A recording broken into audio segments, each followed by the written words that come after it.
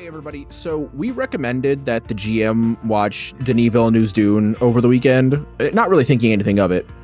And yeah, he came in speaking only in Chicopsa and doing the sand walk everywhere, and it's just really weirded everyone out, and half the party's already gone home.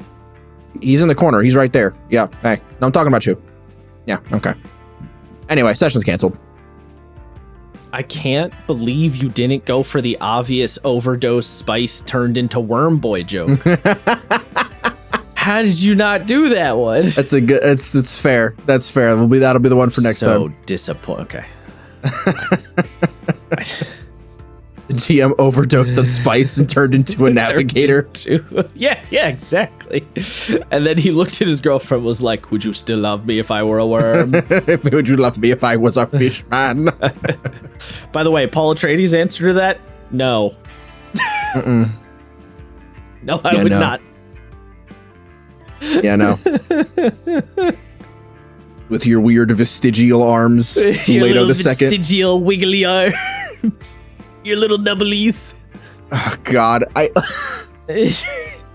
yeah, his vestigial arms with his long fingers and limber thanks to his Bene Gesserit hand exercises. Hot, sexy fingers. Oh God, his limber, beautiful fingers. If nobody knows what we're talking about, I want you to take a moment, unless you're driving, in which case don't. But when you get a chance, take a moment and just look up Duke Leto II in the Dune franchise and just do a little reading about him. Yeah. Just read about Worm Boy. Worm Boy. Yes. If he looks like a worm, you got the right guy. Oh baby.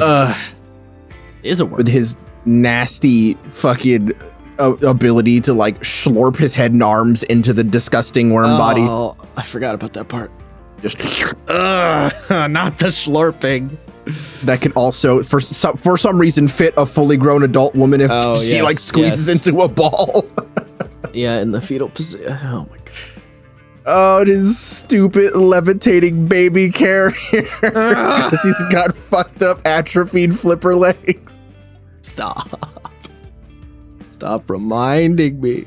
Oh my God. I don't think we're getting that. I don't think we're getting that movie. I can't see it. With the movie's ending with the movie isn't it's not going up to God Emperor. It's stopping at children? I don't even think Messiah? I think it's stopping at Messiah, yeah. Oh, thank God. Yeah, I'm pretty sure it's just stopping at Messiah of Doom. Dune. So like, yeah, for those who have only seen the movies, you're like, what the fuck are you talking about, a worm man? Yeah, the books go wild places. Oh, they go, it's nuts. Did I ever tell you? So I had a coworker when I was working at the warehouse in New York. He was an Irish dude, and found out he was really into books. So sure. I started reading Dune, and he was like, oh, you're reading Dune, that's awesome. And I was like, yeah, I'm like, this first one's amazing. I've heard not great things about the second, and then nothing good about everything after that. And he was like, yeah, well, the first one's amazing, and the second one it's all right, and then everything else after that is a bit shit in it. My terrible Irish accent notwithstanding. Wow, it was great. It was so funny. Great. He was like, it was kind of shit, to be honest. Wow. It's awesome. I can't. Okay. Damn. Cooked. Even Moogie's boyfriend, who I know is like really into Dune and like hates anything that is in the original book, is like, nah. Yeah. I mean, listen, it's not quite the same scenario, but I tell you what, for me personally, and for my girlfriend, the Black Company books really drop off too. So like, oh no, do they? Yeah. For me, I mean, the first three very strong, and then once you hit 4 and 5, I was kind of like, I don't know, boss. And then yeah, I just wasn't invested in what was going on anymore after that. And I'm on like book 8, by the way, and I'm like halfway through. I have not finished it. Wait, so it dropped off at 4 or 5, and you're still on book? You're on book 8 now? Oh, I said still, but you're on book 8. Yeah, like so book 6 is kind of a side story, and I actually really liked book 6 because it was basically a little like it wasn't quite a short story, but it was like a shorter novel, and it was like a side bit about some other characters that got introduced and then were done in that book, and it was about like just events going on in a slightly different place. And so I really liked that book, so I was like, all right, so I'll give 7 and 8 a shot because 6 really picked it back up for me. But yeah, and the other thing too is where 4 and 5 mostly where 5 ends. I was like, all right, I'm not that invested, but there's like potential. Like I can kind of see where we might be going with this. And now by 7 and 8, I'm like, we're taking too goddamn long to do anything. There's too many characters doing machinations, and I only care about like a third of them. It's frustrating. Yeah, that's how a lot of people feel about the like 3/4 part of the Horus Heresy books, where it's like, well, everybody I cared about is dead or gone. Or corrupted by chaos, and now they suck and they're just really boring as fuck. Makes sense. And then fucking Erebus is just killing every character that I even remotely like, and the joke about him never being killed is getting kind of annoying. Right. I will say, actually, another kind of funny comparison: the Witcher books. Not that I've had a specific book that I have disliked. I've pretty much liked all the I've liked all the Witcher books so far, but there have definitely been with the short stories. There was a couple of short stories where I was like, get this dog shit out of here. And then with the novels, there's been a couple of like sections, like arcs where I'm like, come on, let's move on. I just don't care what they're doing. Come on, let's go. You know what I mean? Yeah, no, for sure. There was one particular short story that, I saw a post on Reddit of someone being like, it's one of my, or no, sorry, the post was, I really didn't like this short story. Is it just me, or was this one kind of bad? And I was like, nah, I feel you, brother. That short story's ass. And then I saw a couple people reply, it's my favorite one. And I'm like, who hurt you? Do your eyes not work? Is it the Yennefer playing cuck games with Geralt? And I actually really like the Yennefer playing cuck game story. Really? No, I hate Yennefer, but that's a great short story. It just is because of just how fucking outrageous it gets. Pretty much, yeah. No, yeah. The way it ends is amazing. No, it's the short story about the mermaid. You know the movie that they adapted, Sirens of the Deep? Yeah. It is the short story that movie is very, very loosely based on, like very loosely, because that short story ain't it, Chief. Dog shit. Yeah, kinda. What's wrong with it? Though.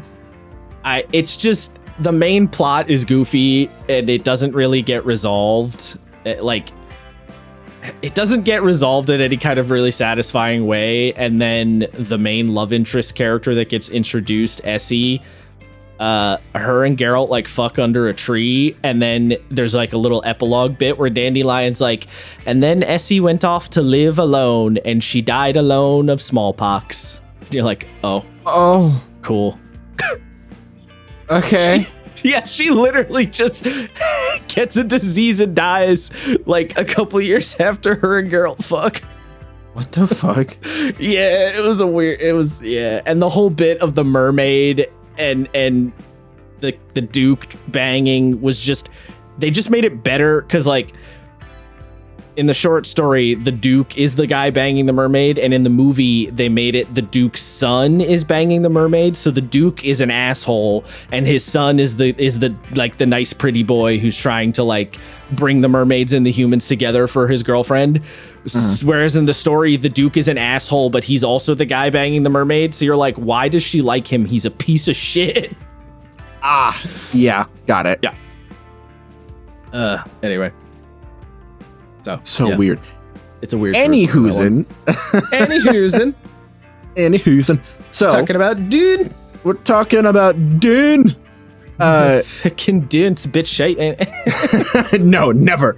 No, actually. Okay, so today we're talking about Dune: Adventures in the Imperium. A little tabletop shout out, and it's funny. I don't like that subtitle. I don't either. I don't like it either. Adventures in the Imperium. I don't. No, Yeah, no. Unironically, something like Spice Wars would have been better. And I know there's already a game called Spice Wars, but like, I don't know, fuck it. Something more like that. Yeah. Or what's that one thing for the Awakening? Water Wars? Could have been that too. Could have been a million things. Yeah. You know, funny times happening in the Landsrad. What if the tagline is "What the fuck is a chome"?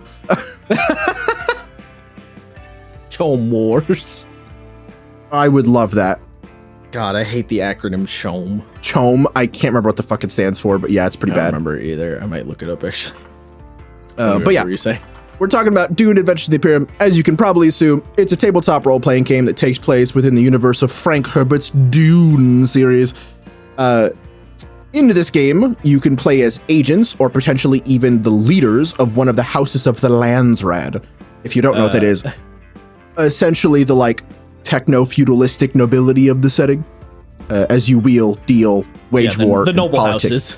Yeah, and politic your way into the upper echelons of the high society of the known universe. What does CHOME stand for? Combine Honnet Ober Advancer Mercantiles. Yeah, I don't even know what that means. Well, so they are both like Space Walmart and also the Space Wall Street. So that kind of makes sense as a weird mashed together merger name. Yeah, but like, I mean, the combined Honnet Ober, I guess Honnet Ober are names? Probably, yeah. I don't know. Yeah, I don't know either. What the fuck is a chome? What the fuck is a chome? Yeah. The game itself was created and designed by the studio Modiphius Entertainment. Modiphius. And as far as I know, is a completely original system that it, again, seems like it takes heavy inspiration from systems like Blades in the Dark and Fantasy Flight's Genesis system. All right, well, two things. One, you completely said their name wrong and spelled it wrong. Modiphius? It's Modiphius. Oh, is it Modiphius? I thought it was Modiphius. Modiphius. Modiphius. And yes, the Modiphius 2D20 system is their own proprietary core system that they apply to many of their games, pretty much all their games as far as I'm aware. Oh.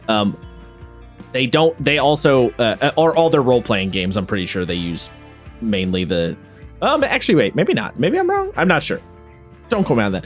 But the 2D20 system is definitely their thing.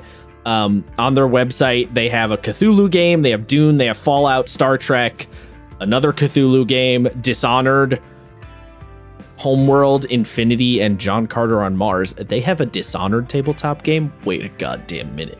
Wait, that might fuck. Hold on. That might fuck. Okay, but we can't get distracted, but that might fuck. Right. No, we have way too much to talk about today to get distracted. More than we already have. But yes, so Modiphius games. They're a pretty big publisher. They also do board games and war games and shit. They're quite a big publisher, and their main shtick is they're known for doing what's the word? Brain tie-in. No. Licensed games. That's what I was trying to think games. of. Their big thing is they do licensed games. Like they publish the Alien RPG also, and the Blade Runner RPG, and Mutant Year Zero, and fucking some Cthulhu shit. So like, yeah, their big thing is licensed games. They do a lot of like licensed universes. Copy. So yeah. Fair enough. Go on. Well, actually, we'll get to it in a minute. So keep going. One of the things that drew me to this game, other than the fact that I have an unhealthy obsession with Dune as a setting, is the fact that you get to create your own house, which, like Blades, informs the kind of story that you're going to tell. I was so skeptical of that system when I first heard about it. I tell you what. Making your own house? Yeah, we'll get to it in a sec, but yeah. Oh, okay. A campaign where your house's primary export is fashion designers for military uniforms will be vastly different than the one where your arms manufacturers trying to come up in an environment that is highly saturated with all sorts of fun ways to kill people in Minecraft. General thoughts on the book. Overall, I really like the vibe that the book has while reading. the material feels like you're reading something straight out of the universe of Dune, which is really fun. The language is like flowery and almost poetic. The text shows a clear appreciation for the intricacies of the factions and the, crazy plan within plan conflicts therein. It's impressive visually. And where I do feel like the book suffers is the clarity, information, the general layout of the text. Simply put, the rules are wordy and can be confusing, and there are several instances where I needed to read and reread and carefully go over the example text to fully understand what was going on. I do think a little bit in the game's defense, the rules are wordy kind of by necessity because the system uses such heavy abstraction that you have to over-explain it a little bit to get the point all the way home, You're definitely not wrong there. That being said, the wordiness I can forgive. The general, in my opinion, kind of poor layout of the information, specifically in something like the character creation section. I don't think the information's poorly laid out. Oh, I do. I got really confused in the character creator bit. Okay. I'm a little surprised that you didn't, to be honest, because no, we'll get into it later, but the way the character creator starts is it explains to you a couple of key features of the character creation system, but doesn't explain how to put those in context. And you have to look later on to see what that means or how to find the numbers for some of the things. If you're just talking about the game committing the cardinal sin of not explaining the rules before character creation, yes, it definitely does that. Yes, I mean, yeah, it definitely does that. And I fucking hate that. But I hate that in every game. That's not unique to this one. True, yeah. I think I that's like an old school RPG thing to do character creation before rules, and I just never understood what the point of that is, because how am I supposed to create a character effectively without any context for how it works in rules? Agreed. I almost reorganized my notes to put the rules first, but sure. That was just going to get more confusing than it was worth, so I decided to do it chronologically as the information is given to you. But, yeah, I mean, I'm not particularly bothered by the layout. I think the layout, I mean, again, except for that core thing, but I'm fine with the layout. Honestly, this game, I went on a little bit of a journey with this game, because you're like, I want to read the Dune book, and I was kind of like, all right, the Modiphius Dune book. Okay, yeah. All right. And I didn't really want to, because I knew about Modiphius games. I had heard about their stuff before. And I was like, it's like a relative, big in the RPG scene. They're not a big company in comparison to, other companies. Well, they're like in the RPG scene, they are a decent size even in comparison to Wizards, but they operate in the board game and tabletop space, which is much smaller than video games, for example. But I was like, they're a big RPG company. I've heard about their stuff. They make a lot of games, so that's probably kind of, to me, sometimes that's a little bit of a red flag when you make a ton of different shit. And I had heard people talk about their 2D20 system, and I was like, all right, whatever, 2D20s, some games will use the look at our funny dice thing as a gimmick, and then the rest of the game doesn't actually do anything exciting with the gimmick, right? It's oh, we use 4D8s and 6D7s for our game, and you're like, okay, do you do anything different from D&D? No, it's mostly a D&D clone. You just roll funny dice, and you're like, okay, well, I don't care. You know what I mean? There's a lot of games that do shit like that. So I was kind of like, whatever, the 2D20 thing, it's probably a gimmick, blah, blah, blah. And I started reading the book, and I was expecting it to be not like a D&D clone, but I was expecting it to still be relatively D&D-esque in its rules, where it's it's got rules for combat and turns, and it's got rules for your usual equipment, and it's kind of a reskinned D&D-esque Dune thing, which is gonna be weird because how are you gonna justify fighting lots of big monsters in Dune? That's gonna not make any sense, but they'll make some shit up or whatever, and there's gonna be a sandworm stat block, blah blah blah. Yeah, none of that shit's in this game. I was completely wrong. I was not even remotely on the right track. I was in a similar vein. I kind of was expecting a much crunchier game. And I was so ready to see a Shai Hulud stat block with 500 HP and 36 AC or some shit. You know what I mean? Yeah. I was so ready for that. Yeah, no, that's not a thing. There's basically not stat blocks at all, really, kind of. And then I was like, all right, and I started reading and I was like, huh. Okay, that's interesting. Oh, we're using some interesting terms. You know what? Let me flip to the combat section. And I actually jumped over to the combat section to be like, how does the combat work? Because I feel like this is going to tell me a lot. Because Dune is not a dungeon fucking monster smacking game or monster smacking setting, obviously, right? Like, it's not really about fighting things and killing them, right? It's about like the political drama and the warfare stuff and the plans within plans and the espionage. So I was like, what are we doing here? So I start reading the combat rules and I was like, oh wait, these are really fire. Wait, no, this is fucking, we're cooking. Hey, yo, we cooking. Because the combat in this game is fucking genius in a lot of ways. We'll get into it later, but they managed to create a sort of the phrase is not system generic, but you kind of get what I mean. No. A catch-all system. A conflict system that is abstracted in such a fashion that it can cover all of the kinds of bases you would expect from something like Dune. Exactly, yeah. So that got me really excited, and then I went and read the core elements of the rules, and so I was gonna say I was on an emotional roller coaster with this game, but roller coaster implies that there were down bits. I was on an emotional hike with this game. It just kept getting better as I kept reading.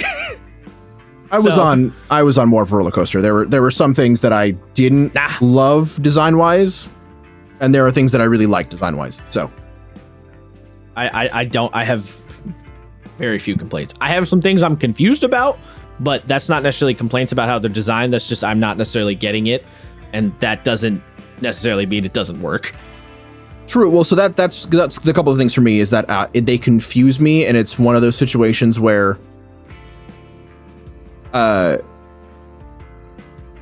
don't know. It's almost like a good and bad for me. I've brought this up a couple times in my notes, but this is one of the only games where I feel like you need to read the example text to really know what's going on. When you read about things like how much goes into like a basic roll, it seems really daunting. It's not that bad actually, and it is kind of straightforward, but when you're just reading it in a sort of sterile rules focused way, it feels like a lot. And then the example text puts it into context and it makes it much better. So, well, I would make the argument that a book that you read and do not grasp 100% on that initial read through, that doesn't necessarily mean the game doesn't work. It might mean that the system is designed in such a fashion that it requires a little bit of active happening in front of you to lock in, but that doesn't mean it doesn't work. You know what I mean? No, absolutely. And to be clear, I'm not saying that none of it doesn't work. It is just what works well for my ADHD addled brain to comprehend. An ease of reading, so to speak. Sure, but reading and the initial read and the initial read through comprehend is only half the battle, a third of the battle, you know? Yeah. So like I like if I'm reading a game and I don't immediately get it, or I don't immediately get elements of it, but I can see the potential, like I can see there's a matrix to be unlocked, then I'm okay with like having some struggle reading it. If the journey's worth it. I think, yeah, I'd say the journey is worth it. I do want to play this game to see how it works. I'm fascinated. I don't think I could run it, but I think I would be interested in running this game if I felt like I had any fucking clue what I would actually do with it. I have no clue what I would do with it, but I think it'd be fun to run. It's funny. I know if I did run this game, I'd know what I'd want to do, but I don't know that I want to run, you know? What makes you not want to run it? I think, despite how much I know about Dune as a setting, I don't think I have the DMing chops to pull this off. Because of the system? Yes. Oh, please, get the fuck out of here. Just do it. I'm serious. I don't think please, don't even start with me. Get out of here. What? That's a nonsense statement, sir. What the fuck are you talking about? That's a nonsense statement. You're fine. I don't think I could do this system justice. You could absolutely do it. Get the fuck out of here. I fucking guess. Anyway. Yes. Trust me. You're way overestimating. You're just doing the thing where somebody looks at the game and they're like, it doesn't have initiative. What do I do? It's fine. You'd figure it out. It's the zones, brother. The zones confuse me. The zones are easy for most of it. They're just places where you move. They're just places that you move to and or interact with in the case of like a intrigue battle. Yeah, that I'm having trouble with that. Anyway. Chapter 1. They're like targets. Think of them like targets. I guess. I think I would have preferred range bands. They are range bands. They're just abstracted range bands. Well, yes, they're abstracted range bands, and then there's multiple of them, and they are... Well, there's multiple range bands in most games. Well, yes, there's multiple range bands, but you can sort of treat them like a big target board. We're getting off topic. We have too much, brother. Starting with chapter 1, as you could probably assume, this chapter of the book is just an introduction, and it is, as it describes, snippets of introductory text that explain some of the history of Dune as an IP and what an RPG is in the tabletop sense. It gets into some pretty surface level lore of the setting, as well as a basic timeline shown in the distinct eras of Dune's lore, that starting with the Butlerian Jihad and then going all the way up to the Age of the Enemy. As a fun snippet, it also lists which of the written books to date go into which part of the timeline, which is fun. Yeah. And there's a lot. There's a lot of those. And hold on, let me count real quick, because it is a goofy number of books. There are 1, 2, 3, 4, 5, 6, 7, 8, 9, 10, 11, 12, 13, 14, 15, 16, 17, 18, 19, 20, 21, 22, 23. 23 books. Only 5 written by Frank? Yes, only 5 written by Frank Herbert. The rest are written by his son and someone named Kevin J. Anderson. Oh, Brian, what have you done? Why have you done this? That being said, Frankie Boy did write Worm Boy, so He did. It's true. That was a Frankie special.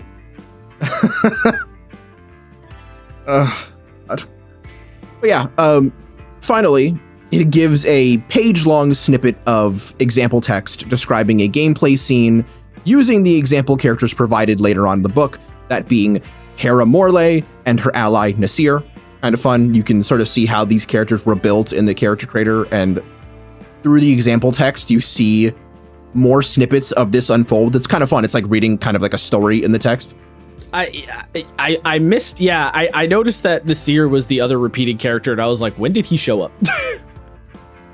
Completely missed where they describe. Yeah, they describe him early on in the character creation, where it's they go into the character Cara, but Kara's like out of game player Claire's friend plays Nasir, and he's I guess I missed that. Yeah, I think he's like a diplomat spy character. Where Kara's like the assassin heir to House Morley. Yeah, a side note, the range of potential characters in this game is... Oh, it's insane. Good shit. It's one of the few games where, a game will be like, you don't have to play a combat character at all. And then the game doesn't actually hold up to that promise. This game holds up to that promise. Yeah, no, you can absolutely play fucking Talk McGuy. You could play Stefan the Shit Farmer and have a perfectly good game. You can basically play Diplomat Talkie Guy, and you have your own combat system for your Diplomat Talkie time. and you can do it arguably at the same time as people who are straight up throwing hands, it wouldn't feel out of touch. It wouldn't feel like weird. Pretty seamless, actually. Pretty seamless, yeah. Like impressively. After chapter 2, we have after chapter 1, we have chapter 2, the known universe. So for the sake of time, we're going to be skipping chapter 2 completely. It's the Dune universe. It is a nearly 100-page long lore primer describing the setting, factions, great houses, use of the Spacers Guild, Chom as a concept, technology levels, and the reasons for the ban on HI, and the multiple faith systems of the known universe. It's all super interesting shit, and I would 100% recommend checking it out. There's plenty of stuff to just be like, oh, I didn't know that. That's really cool. Even me as a wiki diver was like, oh, that's pretty neat. I didn't know that. Yeah, I mean, in terms of how thorough Modiphius games in general is about their lore shit, very. The answer is very. Extremely. Yeah. Pretty much everything they publish, as far as I've heard, is like, if it's a licensed game, they have gone deep on the lore and the license. Like, it's kind of their thing to make a licensed game that is very thorough to the setting of the said license. And in fact, using Dune as an example here, this game kind of doesn't work unless you know the setting. Yes. Like, some of the rules literally call... because the game is so fiction for pretty much almost fiction only in its mechanical focuses, like, it's so fiction first that you need to understand how the lore of the various elements of the world interact to understand what the fictional implication will do for the mechanical implication. So, like, the fact that the Holtzman shields in the Dune universe block all bullets, the game assumes you know that. And, like, part of the combat system works based on knowing that. Yes, so, to the point that it's kind of difficult to get a hold of guns. Yeah. And there's several situations where you'd be like, well, wouldn't a gun just work? And then you have to go, well, no, they have shields. No, because shields. And, yeah, so, like, the game is mechanically kind of like Blades in the Dark. The game is heavily tied between the mechanics and the setting, and you cannot really decouple them very easily. Mm-hmm. Which some people might not like. Some people might like. Mileage may vary on that one, but that's how it works. I feel like if you're...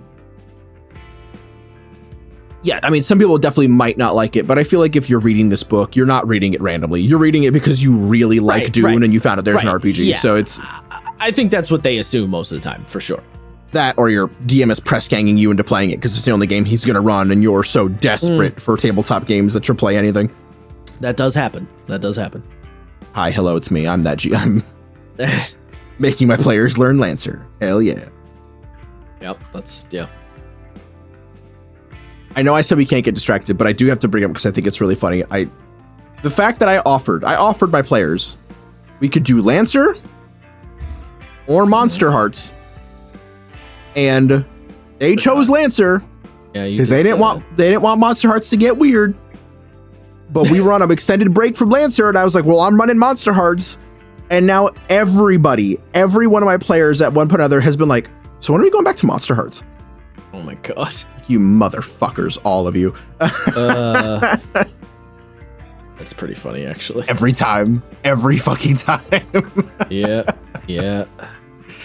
Lord. But yeah. Anywho, chapter 3, house creation. This is where we get into the fun stuff. The house creation system is I think really elegantly done because it provides you a good sort of lore primer is not the word, a step through the door of what you're going to expect from the game. It's not a situation kind of like Blades where you're making guys, you're making, in Blade's case, you're making gangsters, but there are a bunch of different types of organized crime that you can do. And in a game like D&D, right, you build your characters, you build your adventurers, and you can get a general like lore doc from your GM that will inform you about what the general vibe of the game will be, but you don't really know 100%. You know, I want to just say a quick thing on the house system, because I said before, I was like, I was a little skeptical of the house thing, right? I thought the house creation was going to be every single player makes their own like minor house. And I was like, that's going to make the game really messy. How are you going to have a campaign where every player is just gunning for each other at all times? You know what I mean? Like, because if they all serve a separate house, they're going to kind of be at each other's throats all the time, no matter what. It would be very difficult to run the game with that. Yeah, but that's not actually what it is. It's the Blades gang sheet is what it is. Yes. And once I realized that, I was like, oh, I went from being quite against this to this is fucking hype, actually. Yeah. So, big fan of the house situation, the house creation. To finish the point, because you as players are designing your house, you are informing the GM of what kind of missions you want to go on. Play. Yeah. Not the other way around. And to that end, I like it a lot. And you further clarify what kind of game you want to play by what kind of your house dictates kind of the broad net, and then the characters you create dictate the very specific moment by moment shit that you're going to want to be doing. You know, because if you have a game where one player makes a trooper, two players make a sword master, and then one player makes like a mentat assassin, you're going to look at that group and be like, these motherfuckers want to kill people. Yeah. You know what I mean? They're here for violence. They're here for some violence. Whereas if you have like two diplomats and a Bene Gesserit and a Sook Doctor, you're going to be like, all right, we're going to be doing some conniving shit. Yeah. We're going to be Game of Thrones in this shit. We out here straight machinating in this bitch. Yeah, we're machinating like crazy. So, yeah, it's a combination of the house driving that direction and then the characters further driving. It's like the house dictates the campaign arc, and then the characters will dictate like the adventure or session by session arcs. Yes, it provides an extremely tailored experience, which I like a lot. Of course, this is already true of every RPG to a point. It's just that some games, it's way more important than others, right? Like you could make the argument that in D&D, if you have two paladins and a cleric in your group, then like, yeah, they probably want to fight like demons and undead and shit. So like, it's true to every game, but in a game like this, it's especially true. Yeah. It really hammers it home. Fabulous kind of like that too, actually. It is, yeah. Because if you have two merchants and an orator, you're like, okay, so this is informing the kind of conflict that we're going to get through. Or if you have an arcanist, it immediately changes the vibe. Or if you have no magic-y guys, that's going to change the vibe. You know, like, but yeah, Dune, it's like, it's arguably even further than what Blades does, because the Blades gang sheet will tell you the kind of jobs that your players want to do, but Blades characters are pretty broad in the kind of situations they can handle, right? Whereas this game, if you make like a diplomat character, you're going to have a really hard time getting into fights. And it's not just because your battle stat is low or whatever, or battle skill.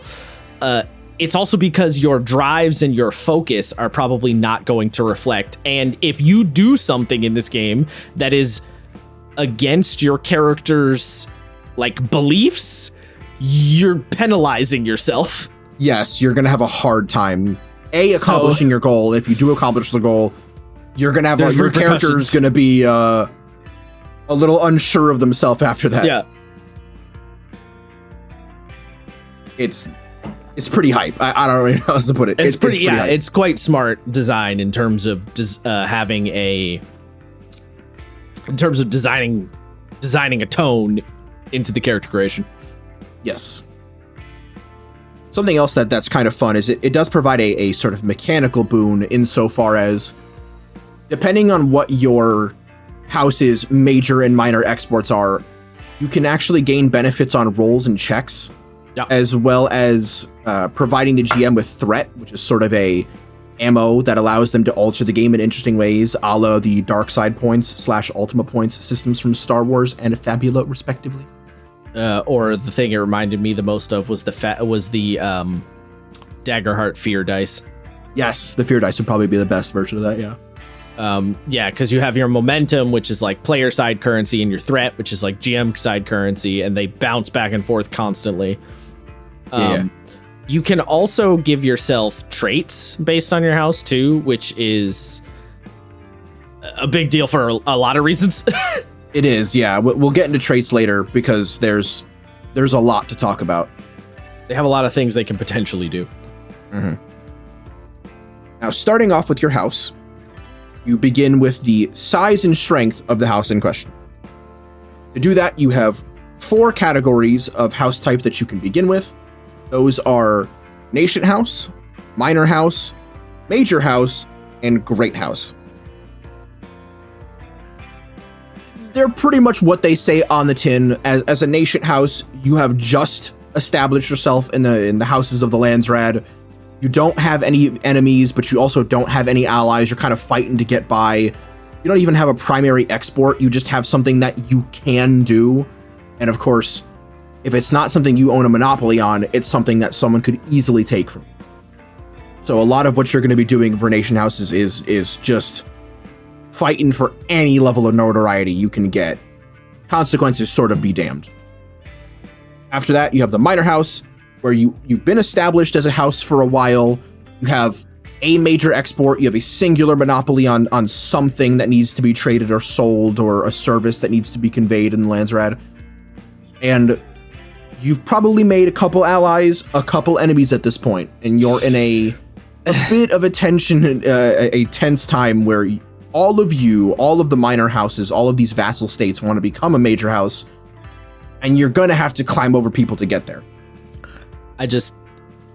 This is a dumb goof, I'm fully admitting right now, but I just had the thought of making a house that's called House Dosa, and your main export is Basamati, or is Basti rice. For those who don't get that goof, dosa is an Indian style. It's kind of like a crepe. And basti rice, if you eat it in India, or basmati rice, basmati rice, that's what it's called. Basmati rice is the rice that you always get with curry. Yes. I mean, I feel like worth mentioning, and something that a lot of people didn't know, I didn't know, is the main house of Dune, Atreides, their primary export is fucking rice. Yes, that's what made me think of the joke of making House Dosa with the basmati rice. That's fucking hilarious. They're like, yes, they've got this powerful army, and like the grandfathers were bullfighters.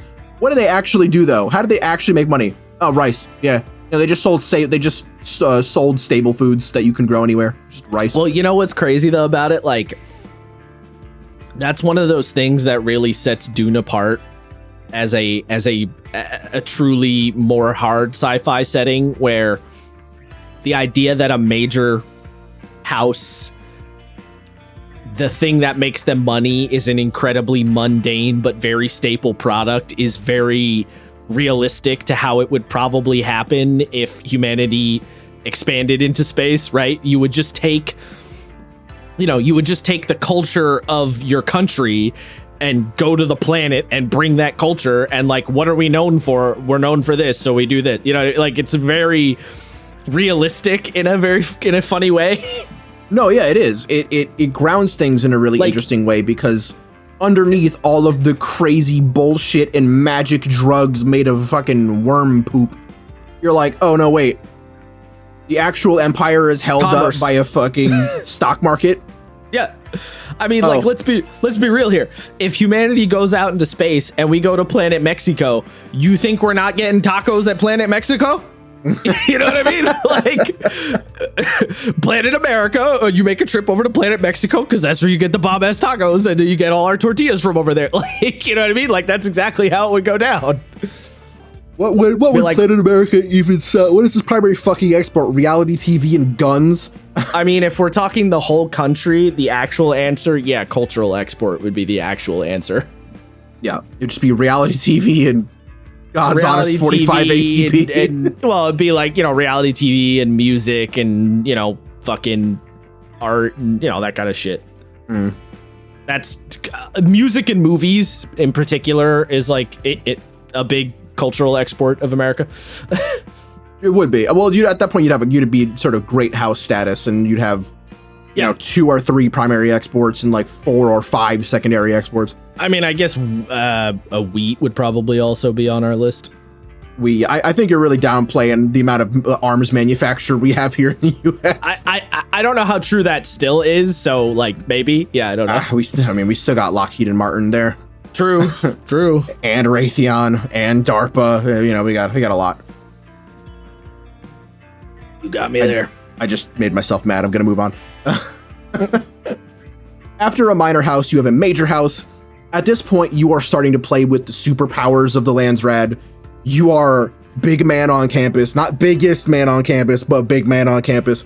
House Atreides is a major house, not necessarily one of the great houses. The thing that really establishes those are the people who have just genuine strangleholds over crazy levels of market, like the Harkonnens with spice. But yes, House Atreides is a major house. Main export being rice. They have military exports and a couple other cultural things. And then finally, you have the Great House. Any games where you're playing as a Great House, or you are the mover and shaker. You are the faction that is actively gunning for the Emperor's seat. And with that, there are enemies around every fucking.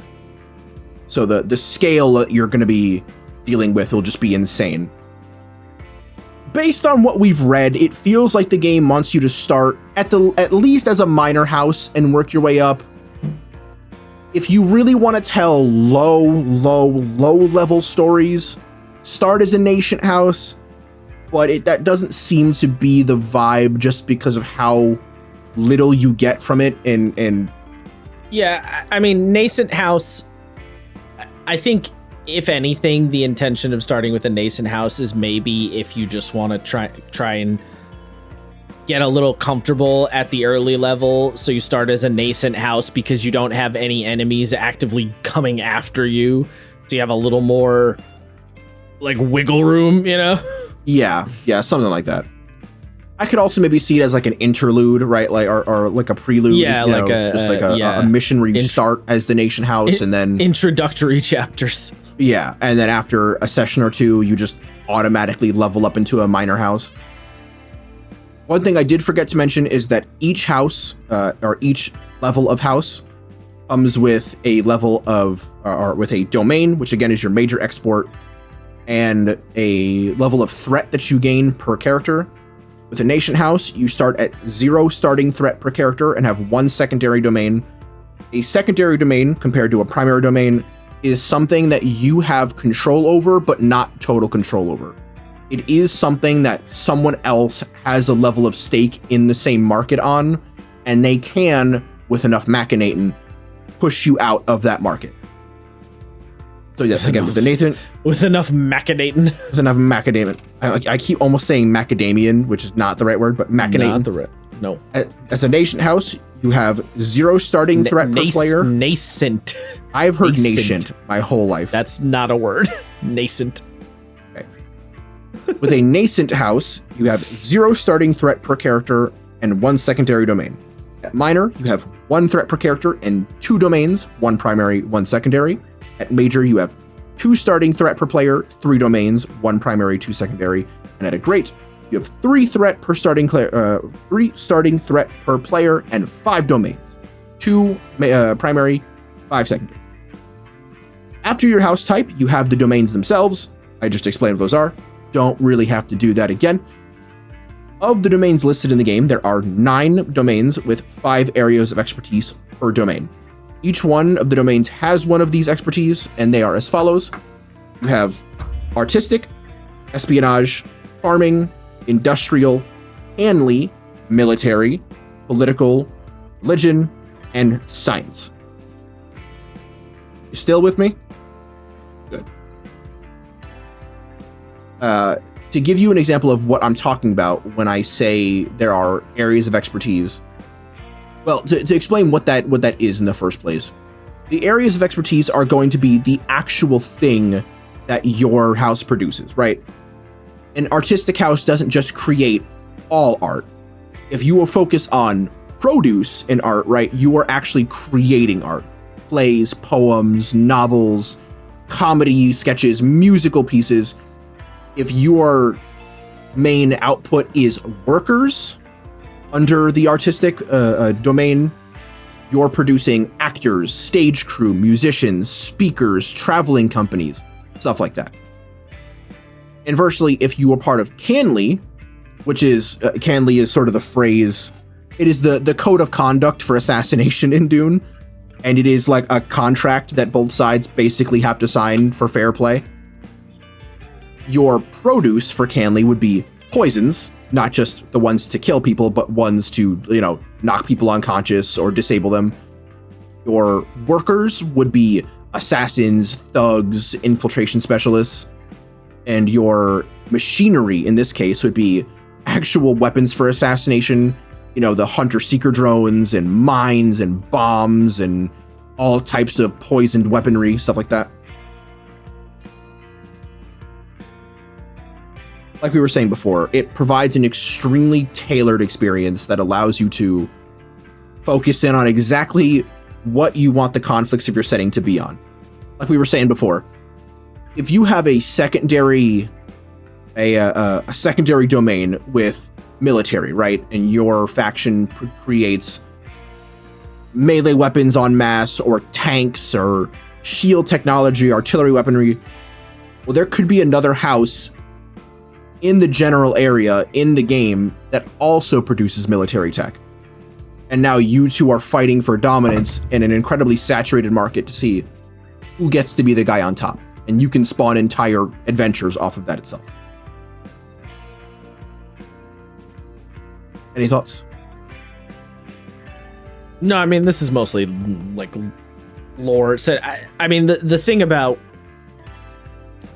the house stuff is that it comes across as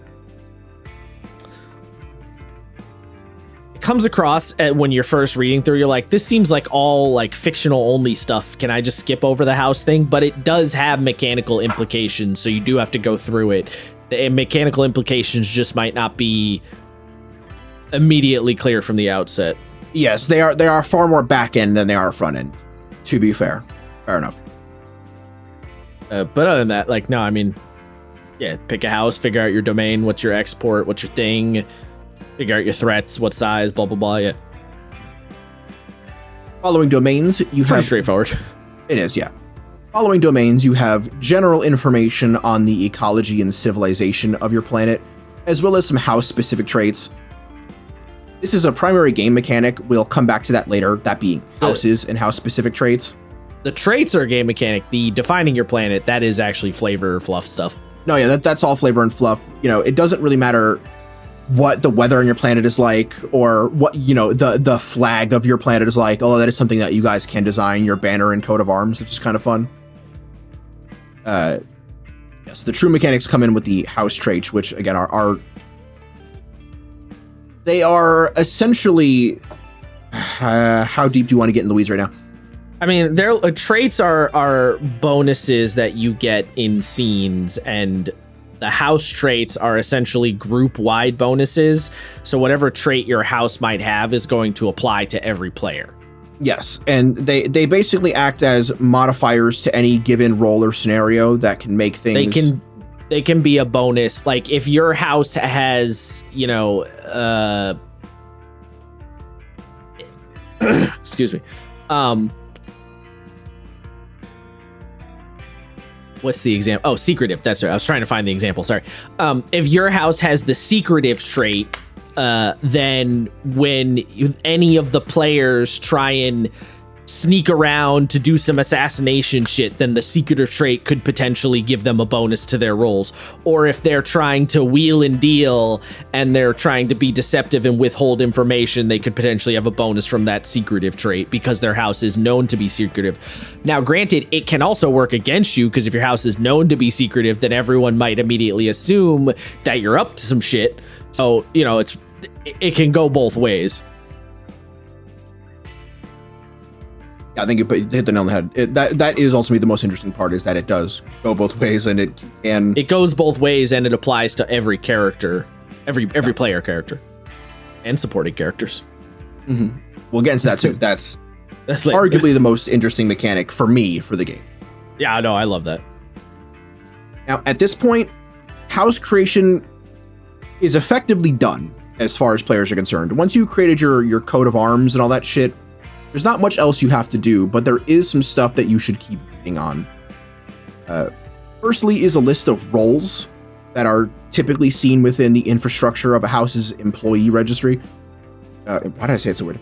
The roles that you will see within the house at the highest level of things. Who are the bosses.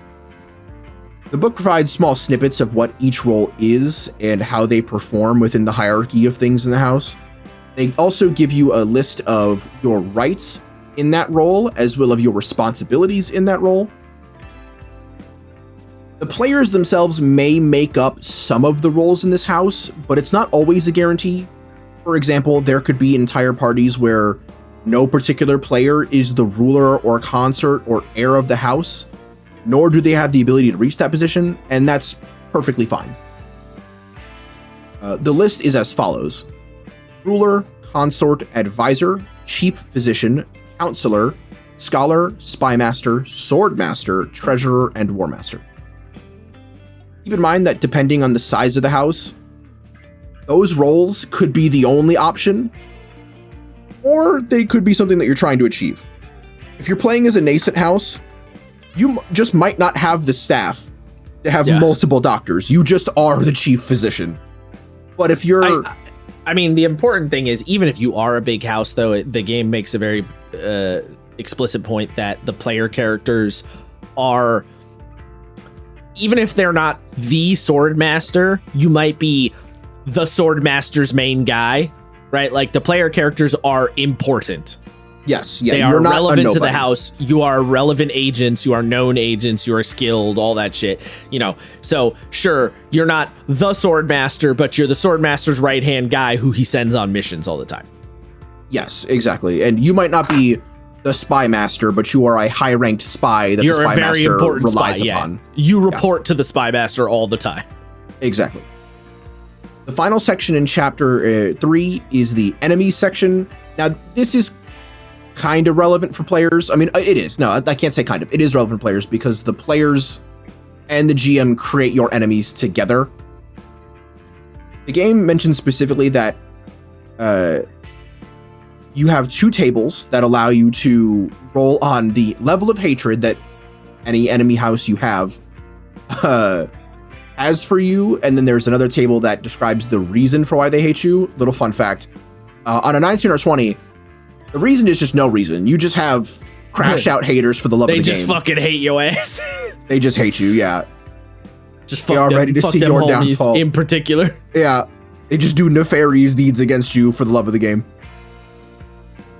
It's also fun because the game does mention that you are not, or the other house is not always the aggressor in this instance, and it can be fun to play around with the idea that you screwed someone over to get a little higher in the food chain, and now they're coming for you for it. Yeah, the other house is not exclusively the piece of shit. You guys are also the piece of shit. Yes, you could absolutely be the pieces of shit. Everyone the pieces of shit.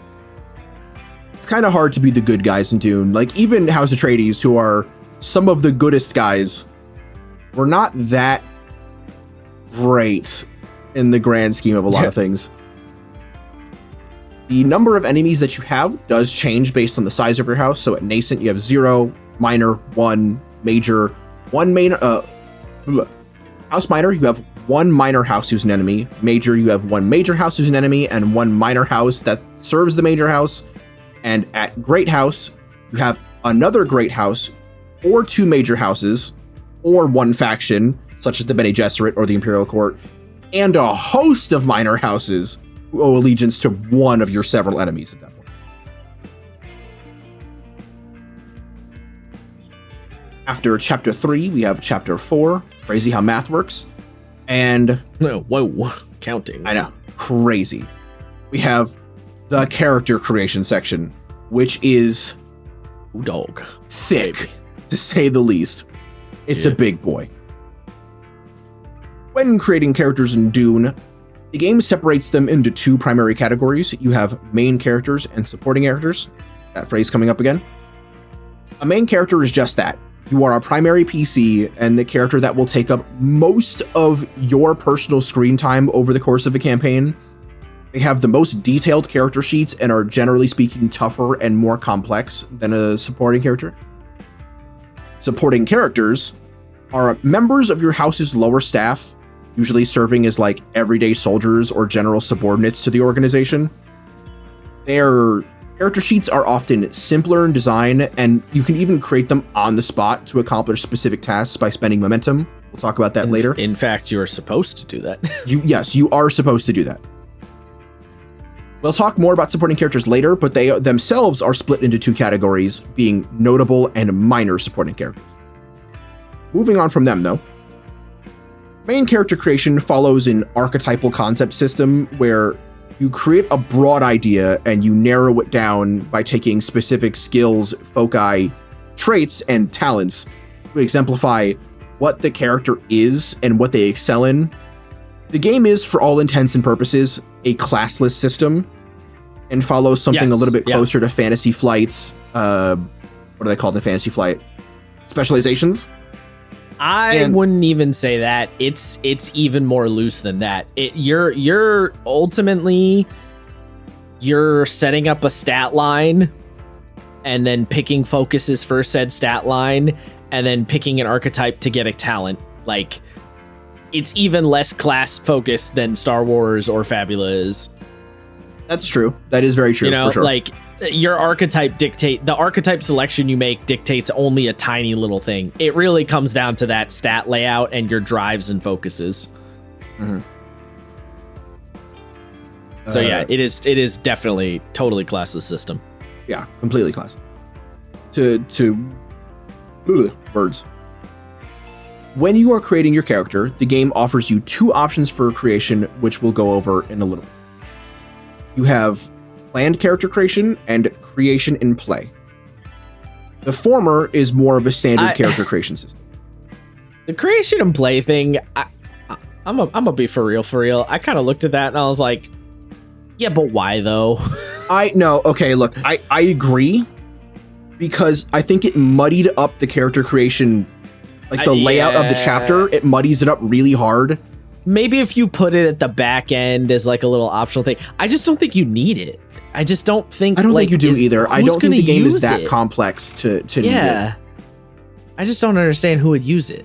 Doesn't make sense to me. Well, so what it does say is if your players aren't super versed in the setting, it's good to use because you can just jump in and start playing, and then you can kind of figure out who that character is with things like context clues. I don't know. I say just let the players wing it a little bit anyway, and then just let them rework stuff a little bit later if you want, you know, like.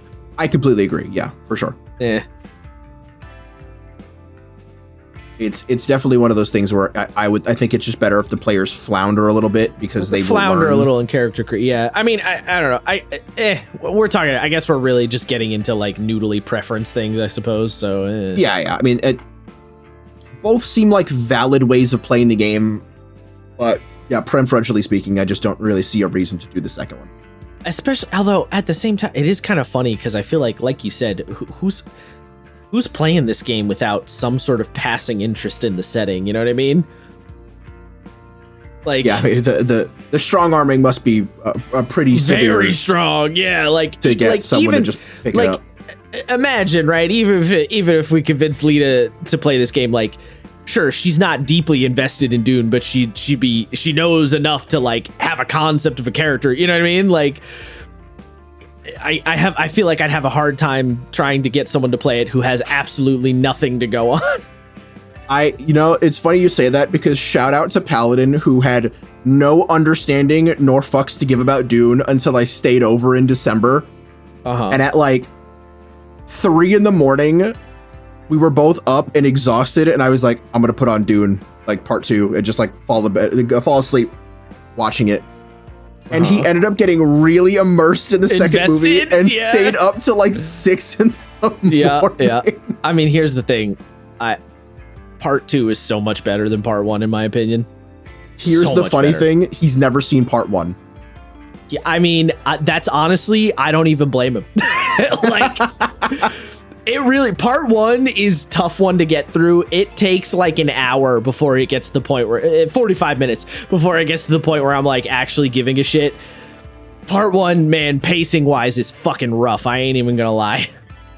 We've talked about the problem is those two movies aren't actually two separate movies. It's one long movie. It is one long movie, yeah. That's the problem. It's two parts of one long movie because there exists somewhere a 9-hour cut of Dune Part 1, and no one's. I know you're not listening, but if Denis Villeneuve, if you're listening, I'll watch that movie. I'll pay money. I will pay 3 movie tickets to watch that movie. Could you imagine an all-day Dune? Dog. Well, it's the same thing as the people who do the movie theater events where it's the entire Lord of the Rings extended trilogy. Well, but those weren't in a day, though. Those were over 3 days. True. They are over 3 days. I don't know. I'd still do it in a day. Give me 9 hours. Let me take breaks. I was going to say, if you give me breaks, I'll do it. But goddamn, dude. No, I need breaks. You know, you can't do one after the other. You got to have. You got every 2 hours or something. Yeah, like every 3 hours. Give it like an hour break. It'd be a 12-hour experience. It's gonna be all day, baby. But I'd pay so much money for that. It's gotta be it's gonna be like one of those 5-course meals at a crazy expensive restaurant where they like curate the entire event for you. They make you fucking Dune themed drinks and shit. They make you spice melange food and crap. Oh my God, it'd be so sick, bro. Yeah. Wait, now I'm liking this the more I'm talking about it. Wait a minute. It could be sick. It could be hype. It could be kind of fire. Yeah. Anyway. Where was I? I lost my page. All right. Planned creation is your standard way of creating a character. Yeah, it's usual. Here's the thing. We don't even really. There's nothing to even say about the in play character creation. It's literally just you do half of the regular character creation and then just fill in your stats later. That's what the other one is. Well, less than half, like almost nothing. Almost nothing. Yeah. That's true. Less than half. Yeah, almost nothing. You get your stats, your drives, and 2 traits, and then you just run with it. Which is like nothing. Do you even establish drives? I don't even think you establish. You do. No, you don't. No, you don't establish statements, right? I think no. You're right. It's only skills. It's you get 2 skills and 2 traits. That's it. Yeah. So it's like nothing. It's like nothing. Yeah. Anyway. Yeah, we can skip that part a little bit. Yeah. Character creation in Dune begins with broadly understanding traits. That word coming up again. In this context, you get 2 separate traits. One describing in either a single word or a short phrase your character's role and the house that they serve. So, for example, the game provides your first trait being House Atreides, Master of Assassins. You are the Master of Assassins for House Atreides. That is 1 trait. Your second trait should detail how you as a character are viewed by others and the reputation that they hold, or that you hold, sorry. So your second trait could be something like callous and ruthless, as described in the book. These traits make up the backbone of your character, and it is these traits that should inform pretty much every other decision going forward, narratively. As an aside, like I said before, I do kind of wish this chapter was organized a little bit differently. I feel like we just said, because character creation in play is kind of wonky, they front load this section with some weirdness and then go back over it in the character creation planned character creation section. So I'm going to bring up those things now, as I just did, and then skip over them later. You cool with that? Cool. No, fuck you. Yeah. Oof. After this, you have to understand the purpose of skills and foci that you as a player get to assign values to. But what do I mean like this? Dune is a D20 dice pool system that measures successes by rolling at least 2 D20 and attempting to roll lower than a number reached by adding together the total number of your skill value and your drive value. Yeah, it's a slightly funny thing. So they call it a 2d20 system because baseline you roll 2d20s. It's actually a dice pool of d20s. It's just that without spending resources, you start always at 2d20. So like, but they refer to it as they always, the Modiphius Games calls it their 2d20 system. Yes. But yeah, it is a dice pool thing, ultimately. It's a dice pool like a Shadowrun or a Blades or fucking World of Darkness, same kind of idea. Mm-hmm. It is more interesting than those examples, though. Well, maybe not more interesting than Blades, actually. I liked Blades dice pool system, but you know what I'm saying. There is more to it than just a dice pool. Hilariously, it is actually closer to the World of Darkness system. Because with World of Darkness, you use your... At least in Vampire, right? Like you take your skills and then you mix them with the dots you have in that skill and then the dots you have in a discipline to get your total number of dice. It's closer, but they do some more interesting like between the momentum and the complications and stuff like that. The modifier stuff makes it more interesting. True, that's fair. Every player has the same list of 5 skills that vary in assignable values ranging from 4 to 8, with higher values equating to higher proficiency, as you can assume. It took me a minute to understand why it started at 4 minimum. Yes. I was like, why is it 4? And I realized it's because that's the lowest thing you can roll without rolling 2 1s, which would be critical successes. Yes. Because the lowest you could do on 2d20 would be 2 2s, which would be 4. And I was like, oh, okay. Yeah, that makes sense. The skills in question are Battle, Communicate, Discipline, Move, and Understanding. Pretty self-explanatory. Don't think I have to go into those too much. Did you also have a moment, though, where you looked at Move and were like, Move is a skill? Yes. And it makes sense when they describe it in conflict. Yes, in conflict it makes sense. Yeah, it did give me pause. There was a moment where I was like, what? Well, so at first I didn't think about it too much because it was like, oh, that's like an athletics check. But no, move is really just your ability to get from one place to the other. Yeah. That's really it. It's not the only thing it does, but that is like its main core purpose, yeah. Well, I mean, it is the only thing it does, but it's your ability to move somewhere stealthily or aggressively or... Well, what I'm saying it's not the only thing it does is because this game always leaves the window open to using unconventional skills in weird situations, you know what I mean? Like the game says in the conflict section a whole bunch of times, it's like, you're probably gonna use battle, but you could use something else if it makes sense in this scenario, you know what I mean? Like that kind of thing. Right. So like every skill and drive combination has the potential to shift into weirder scenarios. But yes, like core rules, move is literally how you move. And just get your ass somewhere and get near good. Yeah, get your ass somewhere. Yeah. So the values that are assigned to your skills are not picked, right? You don't have a 8, 7, 6, 5, 4 that you get to freely pick. With skills specifically, differently for drives, but with skills specifically, it runs off of a point buy system. Wait, what? Yes. It's goofy as fuck. I guess I didn't like this. Because it's the only thing that makes you do point buy stuff. They talk about it at first on page 109. They don't bring this up at any point before that. The way it works is that you pick your best stat, which is rated at a 6. Your second best stat is rated at a 4. And then the rest of your stats are rated at 4 each. So you have 1 6, 1 5, 3 4s. You are then given 5 points to allocate as you see fit. The extra points. Yes. Yeah. And again, knowing that your skill cannot get any better than 8. Yes, you cap out at 8. I almost wrote that there's a little snippet on that page 109, and I thought it was the only place where that point buy comes up. And I was going to get tilted. I was wrong. It does show up later on. Mm-hmm. But I was like, dog, you got me fucked up. Yes, that's right. Yeah, it's not strictly a point buy because you do have that initial array, but it's like you do the array setup and then you have free floating points after. Yeah.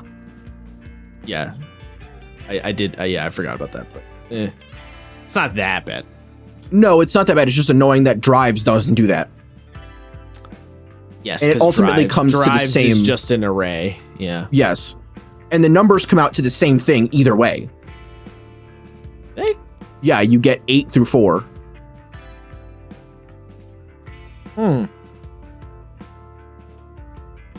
Yeah, why is that like that? I don't know. I was working it out today. It comes out to the same numbers no matter what, so why not just make 2 arrays? Maybe because you can distribute your skills a little more evenly with those 5 leftover points? Maybe. I mean, so assuming you take 2 points for the 6 to make it an 8, then you would have... Well, you could do 1 point for the 6, for example. Oh, true. Yeah. So I guess you could have, you wouldn't go up to 8, but one of your skills, you'd have 2 5s, I guess. Yeah, you could have like a slightly more even spread. Yeah, I suppose. I don't know if that.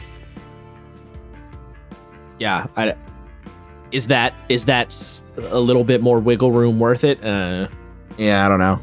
We'd have to play it to see. Yeah, that doesn't. Yeah, that would only really add up in context. Yeah. Now, with your skills, which are pretty bare, you can actually select focuses, which act kind of like skill triggers in Lancer. They are a specific triggerable extra ability you have folded into your skill. It's a phrase attached to the skill that makes the skill better. Yes, it makes it better, kind of like proficiency, but it doesn't do what proficiency does. No, it does not. Because your foci doesn't actually give you floating modifiers to your roll. Well, okay, it doesn't really give you a floating modifier. What it does is that it gets a little noodly. So when something needs to be rolled in game, the GM will ask you for a skill check. They will choose what skill it is. So let's say in this case you have a skill, like they ask you for a battle test. So you go, okay, well, I'm getting into a knife fight with somebody. I'm playing a swordmaster. I have a focus in knife fighting. GM, can I use my knife fighting focus on this skill check? The GM says, yes, you can add your knife fighting skill in focus. So your knife fighting focus in the skill. What that does is it adds the number that your focus is, which is your skill plus 2, and adds that to the critical hit range of the roll. So it gives you a higher chance of rolling a crit. The way the game works is that if you roll a natural 1, not a natural 20, yes, I know. If you roll a natural 1, that counts as 2 successes. Yeah, I mean, you should point out, yes, you want to, the reason it's a 1 is because when you combine your skill and your drive, you get a target number that you want to roll below to succeed. Yes. It's a roll under system. It is a roll under system, yeah. And when you have a higher crit range, the higher chance you have to roll within that crit range, and then anything you roll in that range counts as a critical hit, which again is 2 successes. So in the situation where you need 3 successes to succeed, if I, as this swordmaster, roll a 1 and a 5, because 5 would be within my crit range after adding my focus, I get 3 successes, or I get 4 successes, sorry. If that doesn't make sense, I don't know what to tell you. You get 4 starting foci per character, and at least 1 focus must be assigned to a skill in which you have the highest value. The final keyword that you need to know before we get into the real nitty-gritty of character creation are drives. Drives serve as a second series of 5, not exactly skills, they are your beliefs in what you are doing. And there are 5 of them, much like there are skills, and are also assigned the same number array of attributes ranging from 4 to 8. The drives are in question, I can't talk today. The drives in question are as follows: duty, faith, justice, power, and truth. drives act like the why to your skills how. Whenever you make any action in Dune, you have to cross-reference your ability to do something with your character's desire and motivation to do the same thing. And in this sense, mechanically speaking, what you do is you add the number value of your skills to the number value of your drives, and that becomes the DC that you need to roll under to get a success.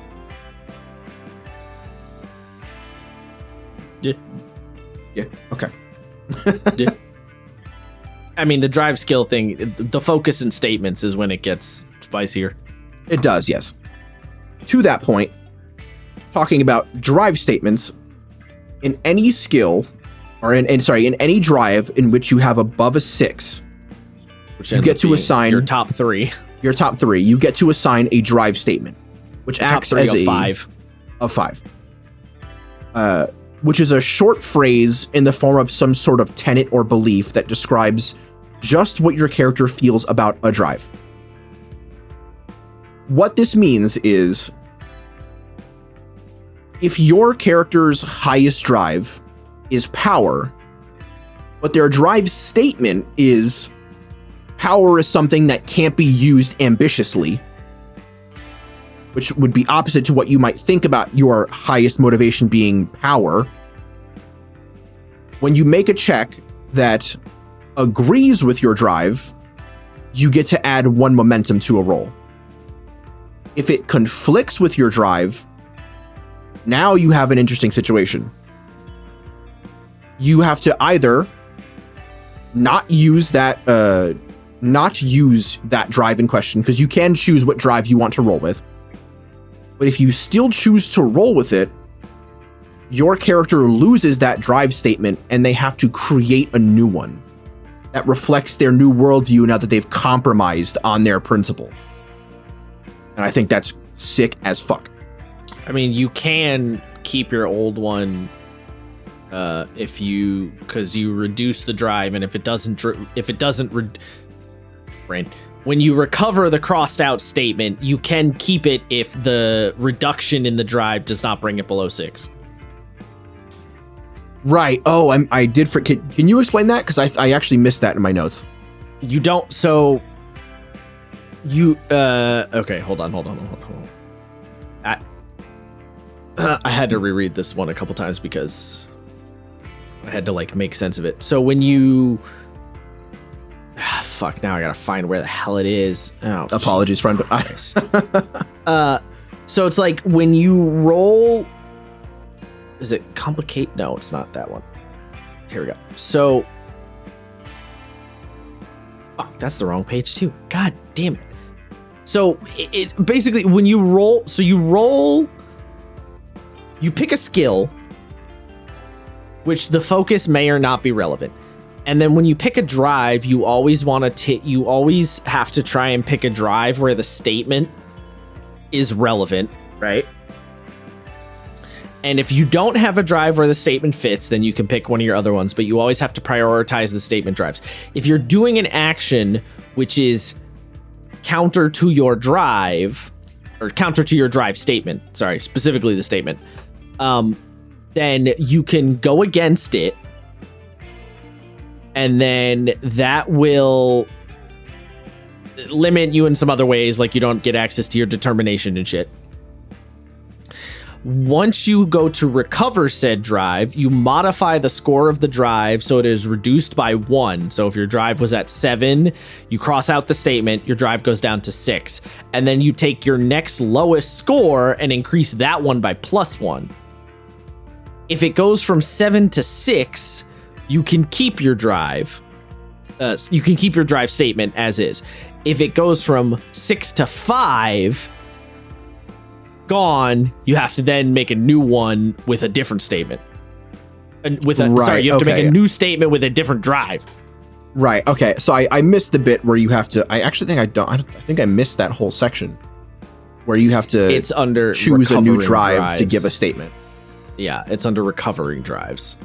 Recovering drives, it's under the bit about determination. Oh, is that later on in the book? It's in the skill test. It's in the skill, or it's in the, like the main rules section. Yeah. Got it. Where am I?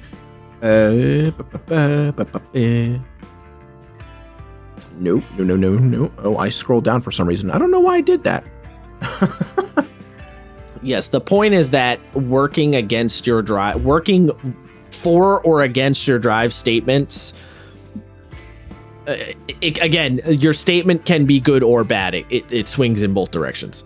It does, yes. Okay. Actually, hilariously, we're in the actual make your character section. Now we can get into the real meat and potatoes of the planned character creation bit. Now that you have your skills, traits, and drives assigned, you get to choose your concept. Your concept essentially is a series of not pre-generated, but pre-established faction characters that you can create. No, that's not the concept. That's different. Concept is just like what's your idea for your character. What you're talking about are the faction characters. That was right. Yeah, sorry. Faction characters. Yes. Faction specific characters, which are a slightly separate thing. Yeah, sorry. Your concept is a very general idea of the kind of character you want. Like a statement. Like I want to play a diplomat guy. Is your concept. A diplomat, a spy, an assassin, a noble, stuff like that. After you come up with your basic concept, you go over the faction characters and templates. The reason why this is relevant is because the world of Dune is full of extremely well-established, very popular factions that wheel and deal and partner with the great houses. And a lot of these factions essentially either freely provide or sell their services to a house for one reason or another. These services might be, a Sister of the Bene Gesserit or a Mentat, which are the human calculators because most machines are outlawed in Dune. A Spacing Guild agent, which is your, economist / courtier / spy or strategist character, someone who works directly with the Spacers Guild and is a powerful economic and political ally to keep. And then, of course, after that, you have your Souk Doctor, which is a surgeon / doctor from the Souk School, which are essentially the best doctors in the known universe and are forced to undergo crazy mental conditioning to never harm their noble house that they're assigned to. And when you choose these, not that you have to, but you can choose them, they provide you with a series of additional traits, suggested archetypes, and mandatory talents that you need to take in order to have them. There are some other stipulations, like, for example, you cannot play a Fremen when you're playing on Arrakis, because Fremen will always have fealty to their home planet over any house. But they provide you with a level of increased skill and talent for the trade-off of slightly less customizability. The important thing being, though, you don't have to take them. You don't have to take them, no. But yes, any factions that would be outside of the purview of a house are the special faction characters. Yes. Now, assuming you have done this, or you haven't, you move on to step 2, which is your archetype. It sort of is what it says on the tin. Your archetype is a general statement that covers a broad range of concepts. And realistically speaking, within the confines of the 20-some-odd archetypes that the game provides you, you can create almost any character you can think of. If you want to be a Duncan Idaho sword-slinging badass who, can match blades with the Fremen, you can do that. If you want to be a, crazy super spy who seals themselves in a wall with some crazy assassination tech for weeks, you can do that. If you want to play the super genius, analyst character, you can do that. If you want to play the pilot, you can do that. And it's done through the use of the archetypes. When you select an archetype, it provides you with a skill that it recommends as your primary and one that it recommends as a secondary. Those skills are not mandatory. You can choose other ones, but there is a an amount of design philosophy in mind when it provides you them. So if your skills don't align with an archetype that you want to grab, feel free to change them or just keep running with it. Up to you, really. Well, you also don't have to, like, archetypes are kind of suggestions anyway. They are suggestions, and it does say that if an archetype doesn't 100% align with what you want, you can pretty simply just change the name of the archetype. Yeah, you can just move some shit around. It is worth mentioning that they do go hand in hand with the factions. In the example text, the player Claire chooses to be a Bene Gesserit, but also chooses to play the commander archetype, so you can mix and match them. Again, because this is classless, you're not really forced into one option or the other. Well, the faction characters are almost like separate backgrounds. So you have to, even if you do pick a faction, you still also have to pick an archetype no matter what. You do, yeah. Because the faction background, really the faction background just gives you a talent and a trait. Sorry. Talent and a trait, yeah. Yeah. The archetypes are broken up into categories. That was being War Master, Socialite, Disciple, Adept, and Academic. Within those, you have War Masters, Duelist, Sergeant, Tactician, and War Master. For Socialite, you have Commander, Courtier, Envoy, and Steward. For Disciple, you have Analyst, Herald, Infiltrator, and Protector. Adept, Athlete, Messenger, Scout, and Smuggler. And then finally, for Academics, you have Empath, Scholar, Spy, or Strategist. There's a lot of these. I'm not going to go into all of them, but for the one that I cared about arguably the most, we'll go into Duelist. When you choose Duelist, you get the trait Duelist. You get the primary skill Battle, or primary suggested skill Battle, secondary suggested skill Move. You gain foci in dueling and short blades. You have a talent called you can get a talent called the Slow Blade. And your drives, duelists, particularly those who work as champions and bodyguards, are often believers in might makes right, believing that justice is enacted by their blades. Others reliant on faith in their prowess in their tools or in a higher power to keep them alive in their deadly profession. So they're all sort of listed like that. See, after this, the game talks about skills and foci. Like I said, we've covered this already. So if after the decisions you've made so far, you're kind of like, maybe I think I should change some things around, now's the time to do it. I think I said before, I don't remember, but you get 4 foci. One of them has to be in your primary skill. The others can be anywhere you want. You could have 4 foci in your primary skill, or 1 in your primary and 3 in any other skill you want. It's actually probably not a bad idea to... What's up? What? What'd you just say? What? Sir, what? What do you mean? You can only have 1 focus per skill. Don't think so. Yeah, because a focus is a statement. And it's one... The focus is... The focus works the same as the drive statements. It only slots in... Well, maybe it doesn't. Wait a minute. Yeah, no, I'm pretty sure in the example text, they let you use 2, or they had 2 foci in 1 skill. Hey, you got me all confused, motherfucker. Well, now I'm not sure. I might have misread how the focuses slot in.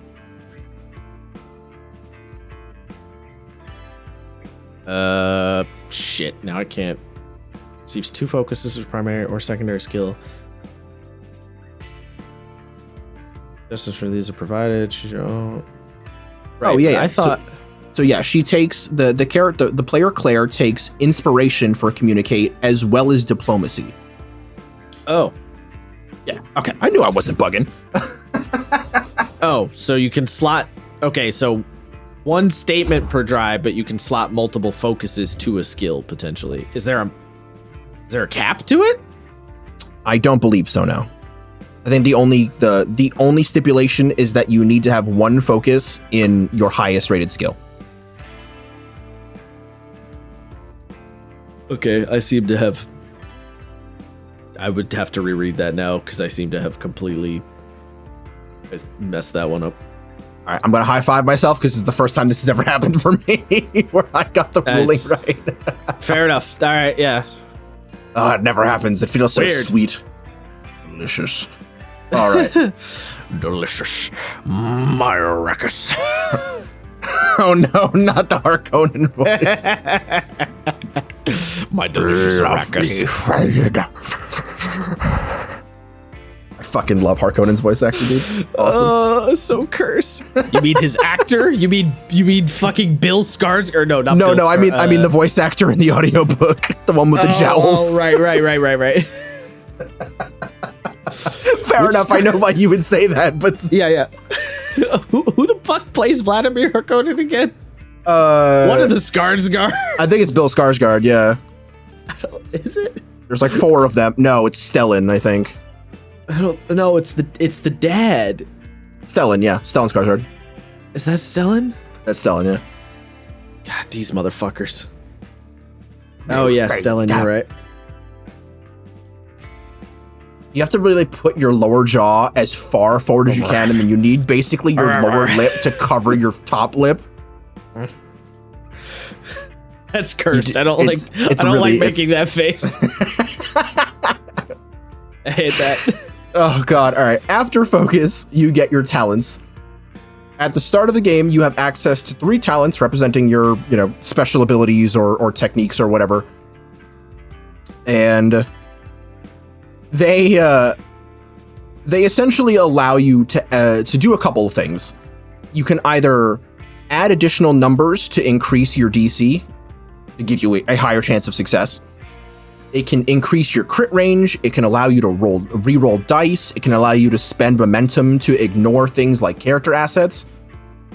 You've got a lot of variety in there, and there's well over 50 talents. I'm not going to go over them. Yeah, but talents they are kind of very like cool. They're kind of like a D&D class ability. Yeah, class ability or feat. Although you get way less of them. They're not quite feat level, because I feel like they're not as impactful as a feat is in terms of like character loadout. Yeah, true. I mean, yes, especially with the 5.5. I can say that now. The 5.5 feats, definitely not. But like the older ones where it's like, yes, culinarian, you can heal a little bit when you cook food. Like, well, I would argue the feats have gotten less impactful because they've been spread out more now in 5.5. They've been spread out more, but what they can do has gotten, generally speaking, stronger. Tell that to Great Weapon Master. No. I don't like to talk about that one. And Sharpshooter. I don't like to talk about that one either. Point being, the talents are like special abilities you get on your character. They're like class style abilities, and that's the only place you can get them, pretty much. Yes. I don't remember.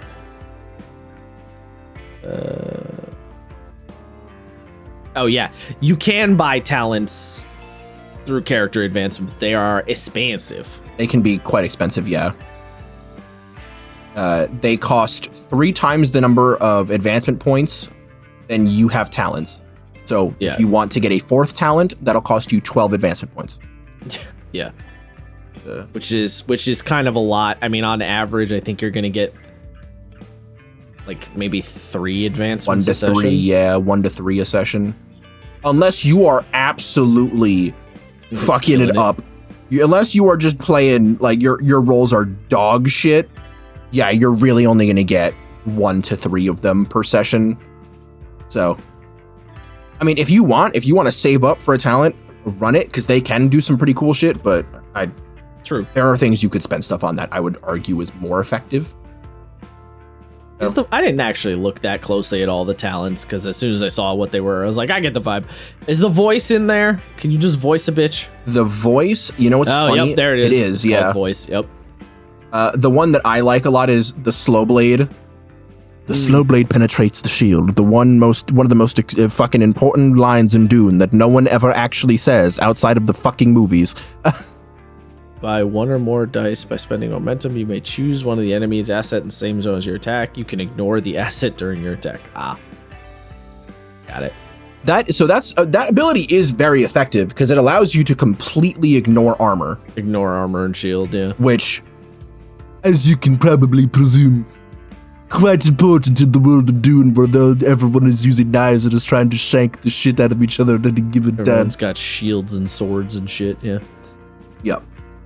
To those of you who don't know, a shield, it does not literally mean a shield that you hold in your hand. Force field. It's a force field apparatus that you attach to a belt or your hand or a ring that, creates a force field around you that you cannot penetrate with pretty much anything unless you slowly push through it. You gotta slow shank a bitch so you feel their blood run down your hand and you hear their screams. Delicious. Conan's a big fan. Yeah. Actually, what does the voice do?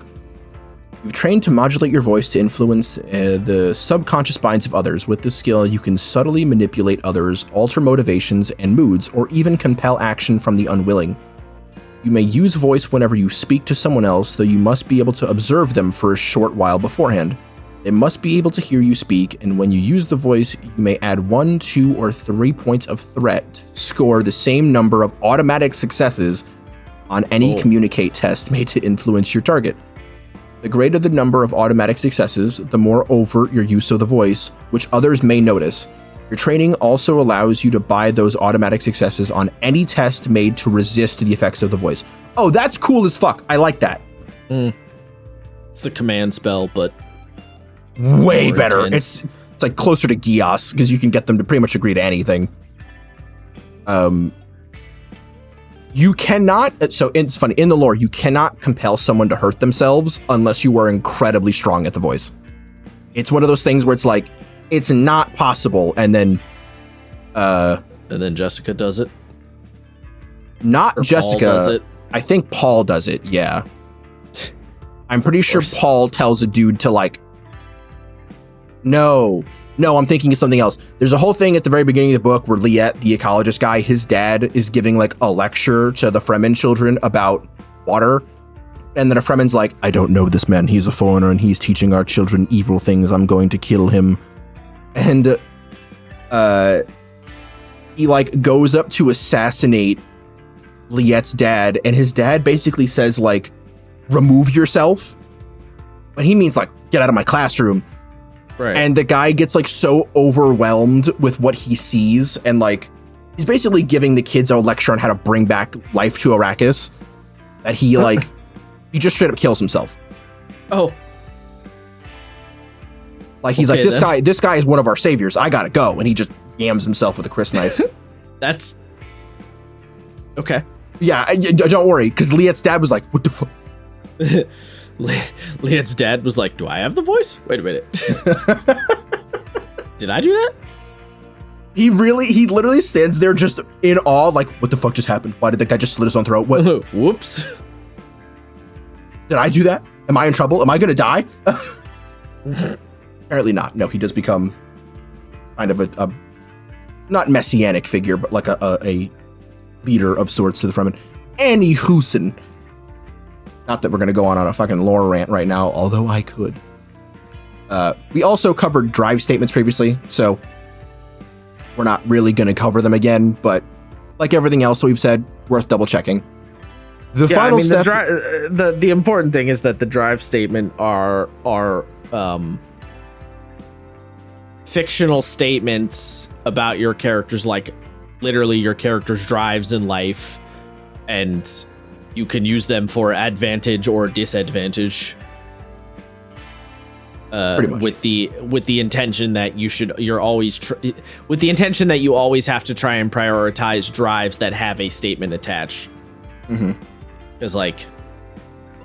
but here's the thing, you're also encouraged to do so because your drives that have the statements are also your 3 highest drives. They are, yeah. They're your 3 highest. Yeah. You're kind of gonna want to anyway. Just make sure you're not shattering your principles with them, and even if you do, it'll probably be fun. A lot of the game is about that back and forth of like the emotional struggle that your character has and what they believe in and all that. There's a lot of that baked into the mechanics. You know, it's kind of fun. You can play a just repugnantly evil piece of shit Yeah. But you can't really play a hypocrite. No. Like, even Baron Harkonnen, which this does not show in the movies, but in the books, Harkonnen never killed anybody himself. Ever.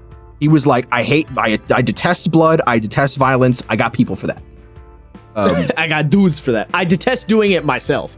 Yes, it's a little dumb because in the first movie, he cuts off Dr. Yue's head with a steak knife. Does not do that. Piter just gibs him in the spine like a gangster. So yeah, can't really play hypocrite. The final step in planned character creation are your assets. Assets serve as both equipment and social connections in the game and consist of two main types, tangible and intangible. Tangible assets are gear, equipment, vehicles, any physical piece of kit that your character could reasonably have at their disposal is viable to be called an asset. Now, but also non-physical equipment. Yes, but non-physical equipment as well. Keep in mind, tangible assets should not be normal gear. You work for one of the richest organizations in the galaxy. Any normal gear that you need, you can reasonably get. Assets should be something that have extreme importance to your character. For example, it says in the book, anyone in the known universe has access to a knife. But your character might have access to a Chris knife, one of the sacred weapons of the Fremen. The distinctions for this matter for narrative reasons with interactions and traits. The example given in the book says that using a Chris knife shows that, owning a Chris knife shows that you have the very rarely offered trust of the Fremen, and you should be treated as someone important in any situations regarding them. Your words to the Fremen have meaning because the only way to get a Chris knife is for it to be gifted to you by a Fremen. Intangible assets, like Josh was just saying, is everything else. They can be favors, blackmail, security codes, patrol routes, etc. Just knowledge about shit. Yes, any form of social or narrative edge or boon can be an intangible asset, and they rarely need to be specific. Very, very explicitly intangible. Intangible, yeah. Like, not a physical thing. The example the game gives is if you have the blackmail asset, that does not necessarily mean that you need to know what that blackmail is about when you decide to have the asset. What it means is that when you feel like the blackmail could be relevant, you turn that generic blackmail asset into a blackmail on X for Y. And then you use it and the asset is expended and now it's gone. At character creation, you are allotted 3 assets, 1 tangible, and the other 2 are up to the player's discretion. And with all of that done, all that's really left are the finishing touches. Your character's name, gender, their ambitions, ambitions. I did forget about this. The game does not treat it like it's super important, but it is. It's not super important in like the moment-to-moment play, but the main thing it's relevant for is XP. So, yes. You know. Your ambition, as you can assume, is your character's long-term goals. You should always be thinking about any decision your character makes, not in just the short term, I want this, but the long term, how does this get me to where I need to be? If you're a spy and you want to be the spy master, how does every decision get you closer to usurping your boss? Yeah, it's Dune. You got to be a little conniving. Yeah, even if you love your boss, you might got to shank that motherfucker to get his job. You still got to take his job at some point. Yeah. And if you don't want to kill him, maybe you can assist in his passing of this mortal coil. Maybe you just put a little bit extra salt in all of his meals so he goes into cardiac arrest. Yeah, his 10 blood years early. Getting a little high. Weird. Yeah. You're just like, eventually, the kidney stone that he passed will destroy his urinary tract and kill him. And then your teammates look at you like, what the fuck is wrong with you, bro? That would be awesome. That's a very mean way to kill somebody. That would be dastardly. I'm not gonna lie.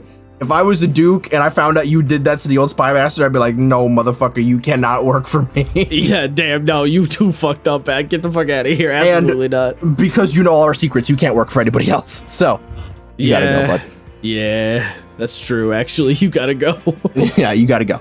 Feed your ass to the worm. Shy Hulud. We will briefly touch on creation and play, because it is worth mentioning, despite how not very relevant we believe it to be. But creation play, as described previously, is a style in which you take the basics from the start of the chapter that we covered, you know, your skills, drives, etc., and that's all you take into session 1.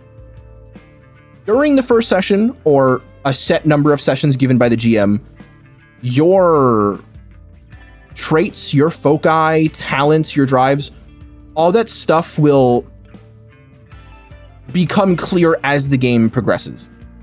If you come to a situation where you're offered power or you make a distinct power play, maybe you choose that power is your highest drive. And if power is your highest drive, maybe you assign a drive statement to it to make your result even better. Maybe you're willing to go for power at any cost. You didn't know that about your character, you do now. And as the session goes on, it is presumed that you will sort of drip feed yourself these things. But it does warn you to watch out for short-term gain over long-term goals. Because if you're not careful, you can turn your PC into like a woefully ill-equipped character who's not really able to perform many tasks outside the like really specific niches you built for yourself. Yeah, because you can't just assign the best number to everything. You do got to pick and choose a little. Yeah. You also, if in the situation where you don't set all of your abilities during the first session or first few sessions, the game recommends that you just take your sheet out of session and fill it in before the next session. The game does say you cannot take any advancements until your sheet is filled. So you do want to get it done as soon as possible.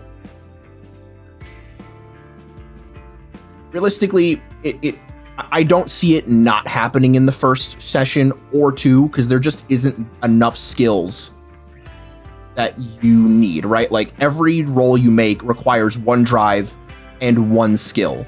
Yeah, one drive. Yeah, you always have to have a drive skill combo. So realistically, you're making, 5 rolls where you need to make that decision, unless every single roll uses one of the pre-established ones, which it almost certainly won't.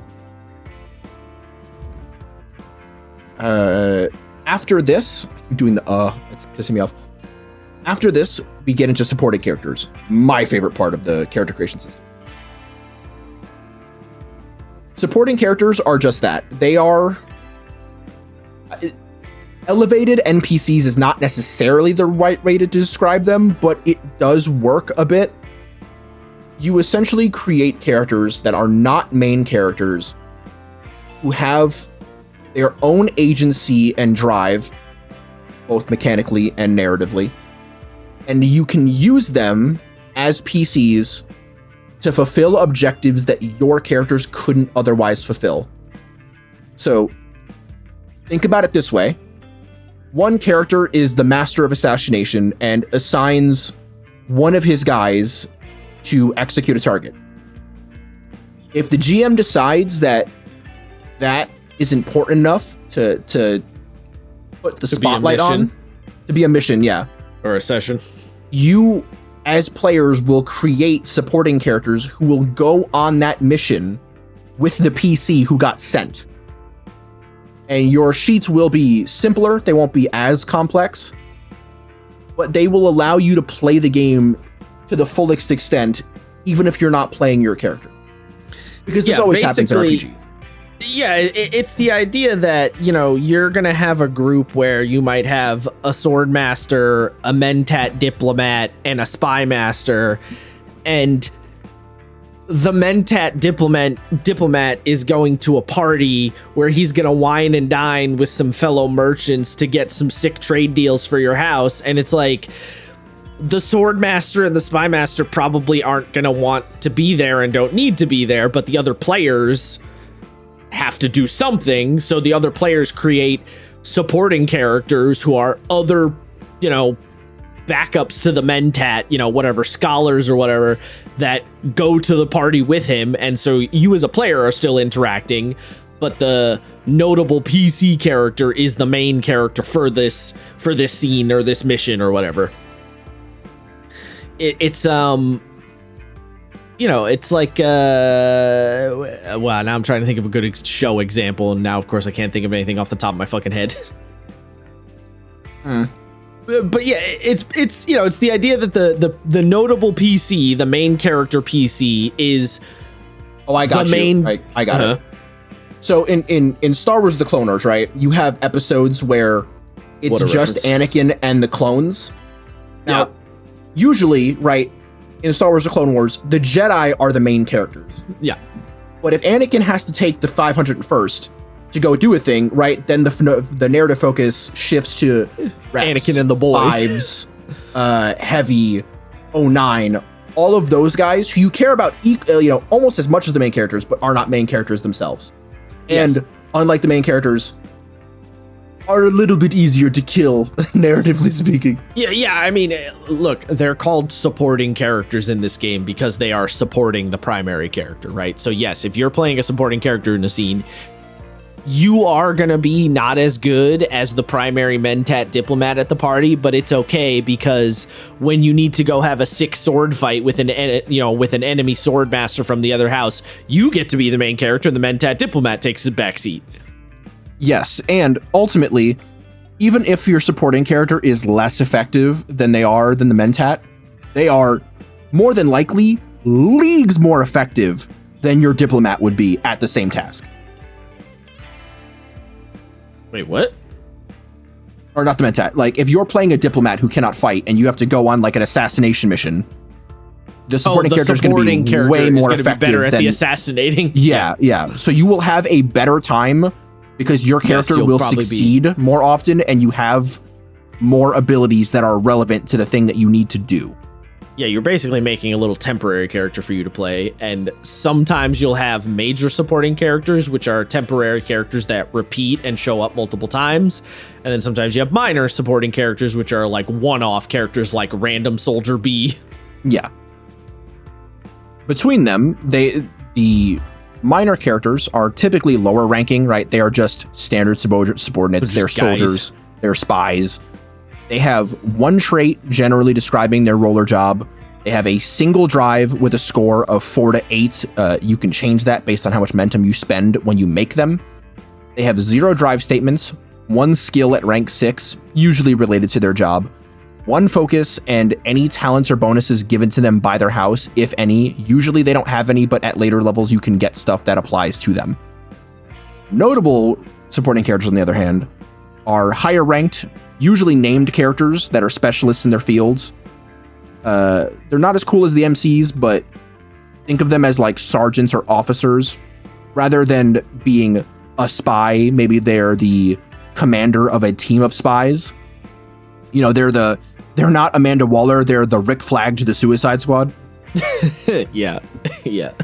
They generally have 1 trait describing their job and role, plus 1 additional trait every time you spend momentum. 5 drives with scores of 7, 6, and 3 5s. 1 or 2 drive statements, again, depending on momentum. 1 skill at rank 7, related to their job. 3 or 4 foci, again, depending on momentum. And then 1 or 2 talents, depending on momentum. Only 5 notable supporting characters can be made per adventure. This also counts for characters that you bring back from another adventure. So if, one of your notable characters is Duncan Idaho, it doesn't matter how old Duncan Idaho is, the second you bring him into the current scene, you can only use 4 of them per adventure. Now, adventure is described as a mission. It's not an overarching campaign. It could be that one assassination thing that we talked about before is one adventure, in which case you'd probably use all 5 of the notable characters to give you the best odds. But, You don't always need to. I find it a little weird they limited it. I'm not gonna lie. I don't disagree with you because they are kind of limited based on momentum anyway. Yeah. And you're not going to be using momentum just to drop NPCs on people. Like, you're going to need that for your own roles. Yeah. So I agree. I don't necessarily know why they did that, but I guess they could. They had some reason. Maybe it came up in play. Also worth noting is if your supporting characters occupy the same stage as your main characters, maybe you have like a coming together where one group meets up with the other, you cannot play both of them as characters. The supporting characters basically get turned into really simple NPCs who cannot use their talents or foci, but what they can do is fulfill very specific orders for the players and essentially assist them with roles. Little meat shield puppets. Yes, and that is literal. You can use them to die for you. It's literally called sacrifice. It's pretty funny, I'm not gonna lie. Yeah, I mean, the thing that's really great about this mechanic in particular, it is sick. Like, I'm not selling it mostly just because I'm tired, but the thing that's sick about it is it really solves the cyberpunk hacker problem. Right, where we have 2 troopers and a sword master in the group, and then one guy wants to play a diplomat. So anytime he has to do his wheeling and dealing scenes, the other 3 players are just gonna sit there with their thumb up their ass. It solves that problem by being like, no, you'll make side characters that will assist him in doing that thing. So it's like, you could kind of imagine a system in a cyberpunk game where the hacker goes on their hacker mission and the other player characters play like programs in his cyber deck or something like that. That would be cool. They just play fucking Digimon. yeah, little Digimon character, right, exactly. Or they play like their fucking Mista's 6 bullets, you know? They're just little sentient bros, little buddies. So yeah, it solves that problem because you're definitely gonna have that situation in Dune where, yeah, every PC is probably gonna be quite different from each other because it would be very odd if you played 4 sword masters, you know, like that just wouldn't work. Really? No, yeah, like unless you're just fucking the Dune equivalent of ODSTs, you're just dropping in like if you're just playing Sardaukar basically, and you drop in to show up just to murk people and then dip. You could, but I feel like your missions would get real boring real quick, you know? Yeah, and you are missing out on a lot of the system, I feel like. Arguably the more interesting parts in the system. I know, combat is not actually the most interesting, and one-on-one fights. Talk about it next time. Well, the one-on-one fights are interesting, they're just a little confusing. A little confusing, yeah, a little noodly. I think they're cool once you get them figured out. I think you're gonna have to help me explain it because I don't know that I totally get it either, but I think I see the vision. You know what I mean? Yeah. All right. Well, the last thing we will talk about for chapter 4 is character advancement. There are several things that you can do. Love the XP rules in this game. They're pretty dope. There's a number of things you can do to gain XP. Can I just? Sorry, I just need to take a moment. I've been feeling frustrated about the XP thing because I don't like the way Fabula does it, and I feel like that's been a fucking albatross around my neck. So when I looked at the advancement rules for this, I was like, hell yeah, dude. Fair. So, yeah. There are several things you can do to achieve what are called advancement points, basically XP. And generally speaking, the type of advancements that you can buy vary in price depending on what you want. Yeah. The ways to accrue points are as follows. Adversity. You can gain advancement points from facing difficult situations, making mistakes, and suffering the consequences. It says, failure is a harsh teacher. Yeah. Pain. You gain advancement points whenever you are defeated during conflict. Failure. You gain 1 advancement point whenever you fail a test that is a difficulty of 3 or higher. Peril. You gain 1 advancement point whenever a game master spends 4 or more points of threat at once, which is rare, but it will happen. Ambition. You gain advancement points whenever you succeed on an action that supports your ambition. This does not require a skill test, but if the action involved a skill test, the test must be successful.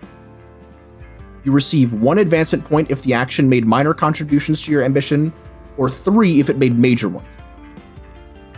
Then you have impressing the group. If the group wants to award especially good plans, role-played scenes, or other specific noteworthy contributions, players in question may give an extra advancement point. Such rewards should be restricted to 1 per session for any player. Everyone can get 1, in theory, per session. With your advancement points, you can spend them on a +1 to one of your skills. Each skill can only be advanced once, and no skill can be advanced beyond 8. This costs 10 points per skill, +1 for each previous skill advancement purchased. So up to a max of 15. Focus. You can buy an additional focus for any skill which is rated 6 or higher.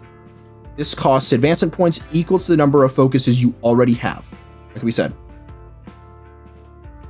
Talents. You can purchase an additional talent from those available to you. There are some that you cannot get because you didn't take like a faction, for example, or you don't have enough points in it to get it.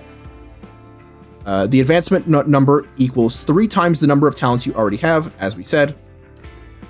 Assets. You can select an asset other than which already only existed for a single scene, because you can effectively create assets, like one-off assets when you need them. And you can make those assets permanent. This costs 3 advancement points. Alternatively, you can improve one of your existing assets by adding +1 to its quality, spending advancement points equal to twice the asset's new quality. So a +1 would be worth 2, +2 is +4, 3, 6, so on and so forth. You also have the option to retrain, allowing one ability to atrophy or diminish with disuse while developing another. Retraining this way costs half the number of advancement points required rounded up, but comes at a cost. If you retrain a skill, then one skill is also reduced by 1 to a minimum of 4. This does not count as 1 advancement allowed for that skill. If you retrain a focus, then you must remove a single focus that you already possess. And if you retrain a talent, you must remove a talent that you already possess. And that is all of it. Yeah, I mean, I love that the first 4 main advancement methods are just the GM is bullying your shit. Right? Like, the first 4 advancements are bad thing happens to you, you get your ass beat, you fail a roll, the GM spends threat against you. Like, all 4 of them are just the GM is being real fucking mean. Love that. But then you also have the additional going after a character drive. You know, I always like in games like Blades in the Dark does this, right? Where your character has like a specific thing they're trying to accomplish every session and you get rewarded for the XP of it. I love shit like that. So the 2 of these combined of GM bullying you, but also I have a goal I'm trying to get after. So it's a beautiful marriage. Just love everything about the fucking advancement shit. Happy it exists. It is extremely nice because you actively reward your players for being a little mean to them. You are encouraged to be a little meaner. Mean to them. Yeah. Yeah, you gotta be mean to them. How else are they gonna get XP if you don't beat the shit out of them? Yeah, and it does plateau out, right? You will get to a point where it's kind of hard to bully the players because difficulty only goes up to 5. And assuming that they've got a high skill and a focus, their crit range could go up to a 10. So they have a 50-50% chance of just doubling their gains, which makes it, as you can probably assume, quite difficult to fail even difficult checks later on. Granted, you could just absolutely fucking biff it. Like that one time that Sam rolled 3 1s to pick a lock in Blades in the Dark. Ooh, baby, that was rough. 3 1s multiple times? Multiple times. Yep. But statistically, highly improbable. It can happen. It can happen. It's the chance is never zero. Never zero. But yeah, for fear of this getting too long, so we're already at 2 hours and 10 minutes. Good XP system. Yeah, very good. For fear of this going too long, for 2 and 10, you motherfucker. I'm sorry. I can't let it go. I love it when a game is an XP system I fuck with, because I feel like it's one of those places that a lot of games, they like design their whole system and then they get the XP system and they're like, I don't know, you just get XP for stuff and things, who cares? And I'm like, oh. I don't know. As a player, I kind of like it in Fabula. No. Because here's the thing.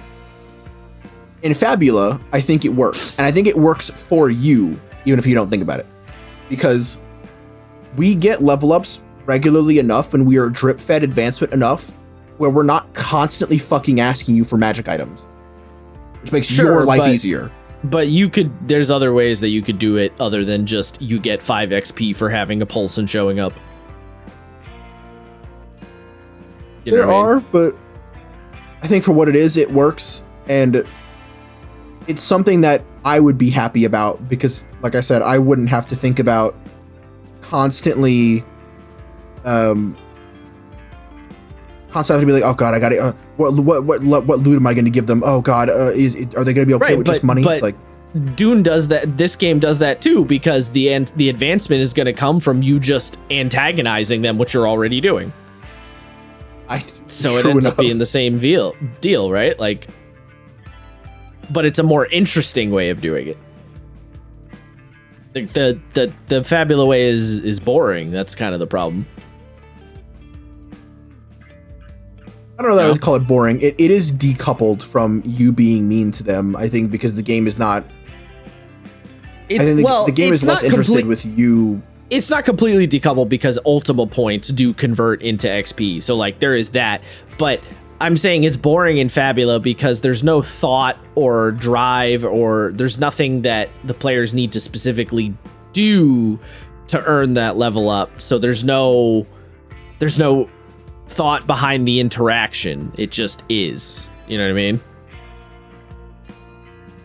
Like it just happens no matter what. I mean, technically the game says like, oh, if they didn't, they should always be working towards a goal or whatever, but it's so vague that you're like, sure, I guess. You know what I mean?